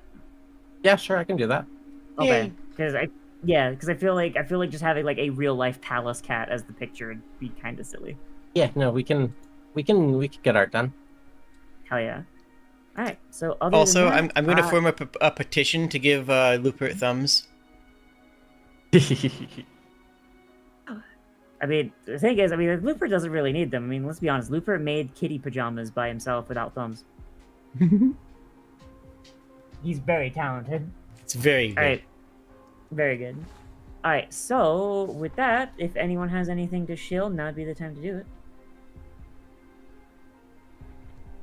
If you like D&D, there's a full playlist of another campaign that both Liv and I are both in that's been going very well and very interestingly. It's very much full of esoteric TTRPG nerd jank, because that's how I run things, but the New World campaign is available on my playlist tab, and it's got like, what, 30 episodes? 40? A lot. Yeah. Larson? Anything? Because I know you said you were starting to stream again last time we played, but I don't know if that's still going. I mean, I'm still streaming. It's kind of on a at will kind of thing, just because work, partner, club, schedule is all out of whack. And I gotta Yeah. really get back on track with that. Yeah, that's fair. It's rough. Yeah.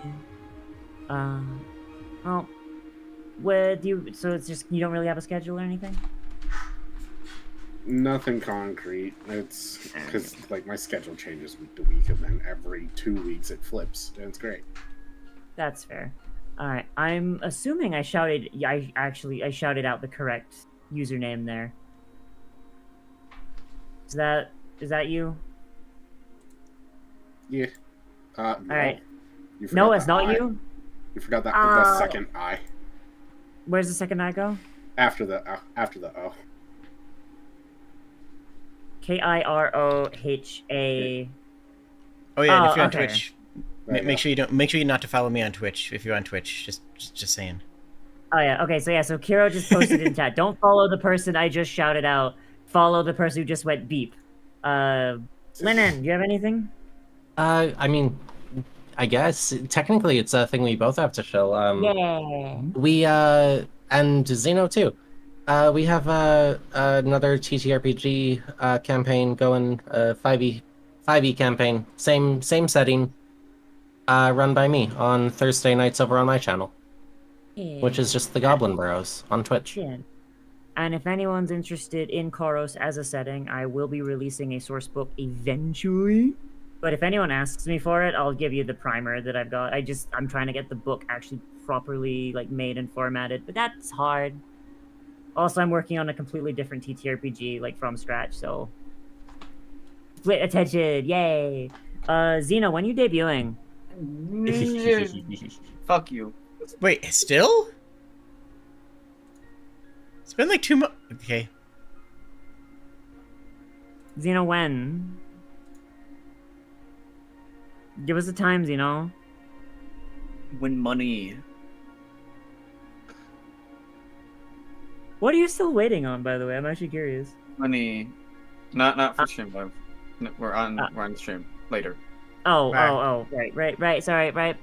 Alright, as for me, you guys have probably seen it today, but I have my, 2 new models that I'm working on. So, that's fun. Also, that's a bot. I'm gonna ban that. Kill, no, die. There we go. No. I had a stalker show up earlier on my. So that's Oh, that's fun. No, they got banned instantly. Yeah.